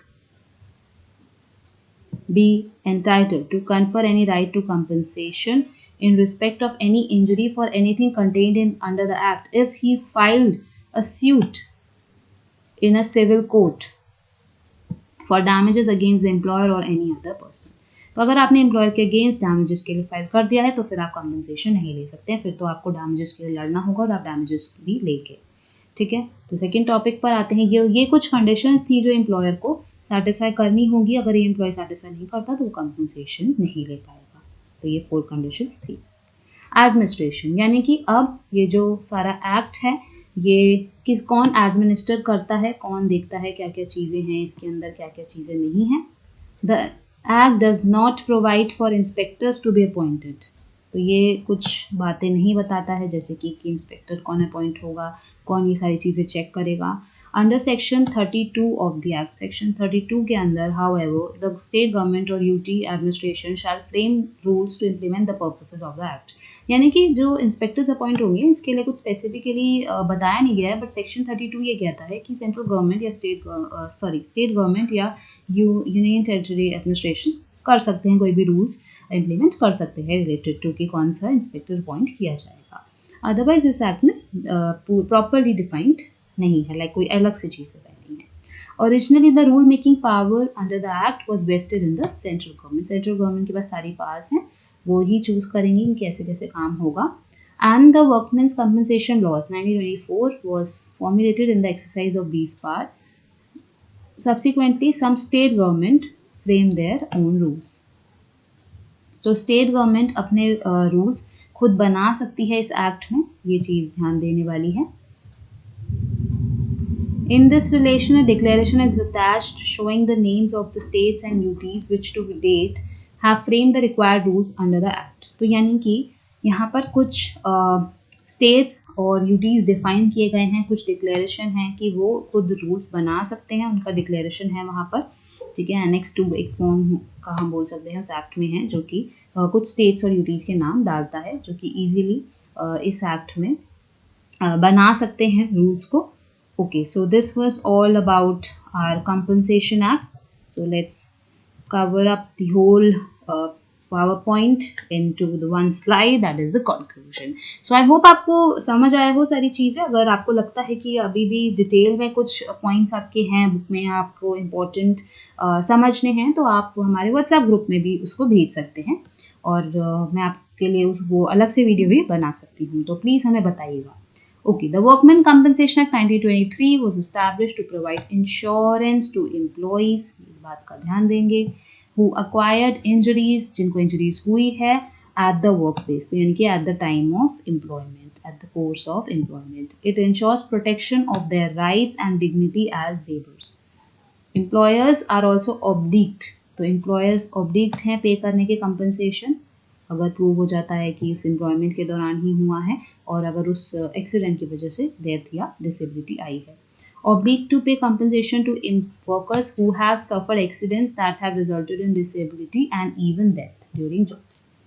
The act is essentially designed for workers, तो वर्कर्स के लिए ही बनाया गया है। अब मैंने जैसे आपको बताया, इसका नाम वर्कमेंस कंपनसेशन एक्ट 1923 से चेंज होकर एम्प्लॉयज़ कंपनसेशन एक्ट 1923 हो गया है। To be able to get compensation from employers when they incur damages for the injuries sustained during an incident. The fundamental law of vicarious liability applies in the act.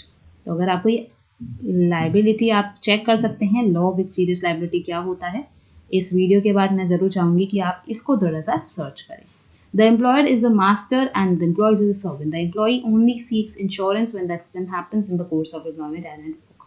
तो ये जो point of view है ना, इसको change करना है। Employee is not a servant. Employee कैसे, ऐसा एक हम कह सकते हैं, लेबरर्स और एम्प्लॉयज़ एक ऐसे एलिमेंट है, एक ऐसी एसेट है हमारे लिए जो कि हमारे को सारा काम करके देती है।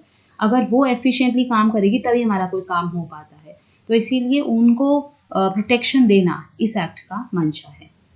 It is for providing the worker social security against the injury. तो सिक्योरिटी प्रोवाइड करना, यही तो ये चाहते हैं, ठीक है। That resulted from an accident at the work place. तो ये पॉइंट बार बार चीज़ में आपको ध्यान देना है कि वर्क प्लेस में या उसकी एम्प्लॉयमेंट के टाइम की बात होती है यहाँ पर, तो ये चीज़ आपको ध्यान में देनी है। दूसरी चीज़, it is administered by the respective state government. तो स्टेट गवर्नमेंट्स और यूटी अपने रूल्स बना सकती हैं, एडमिनिस्टर कर सकती हैं, ये भी हमने ये चीज़ पढ़ी है। These authorities are required to appoint commissioners for workmen's compensation. तो क्या होता है कि जो अथॉरिटीज़ हैं जो एडमिनिस्टर कर रही है इस एक्ट को, वो कमिश्नर्स अपॉइंट कर सकती हैं अगर कुछ हम कह सकते हैं एम्प्लॉई और एम्प्लॉय के बीच में कुछ सेटलमेंट ना हो रहा हो, कोई भी चीज़ हो, तो कंपनसेशन के लिए कमिश्नर्स को हम अपॉइंट कर सकते हैं, स्टेट गवर्नमेंट यूटी अपॉइंट कर सकती है। So I hope you like the video. Don't forget to like, share and subscribe to College Tutor. Thank you for watching.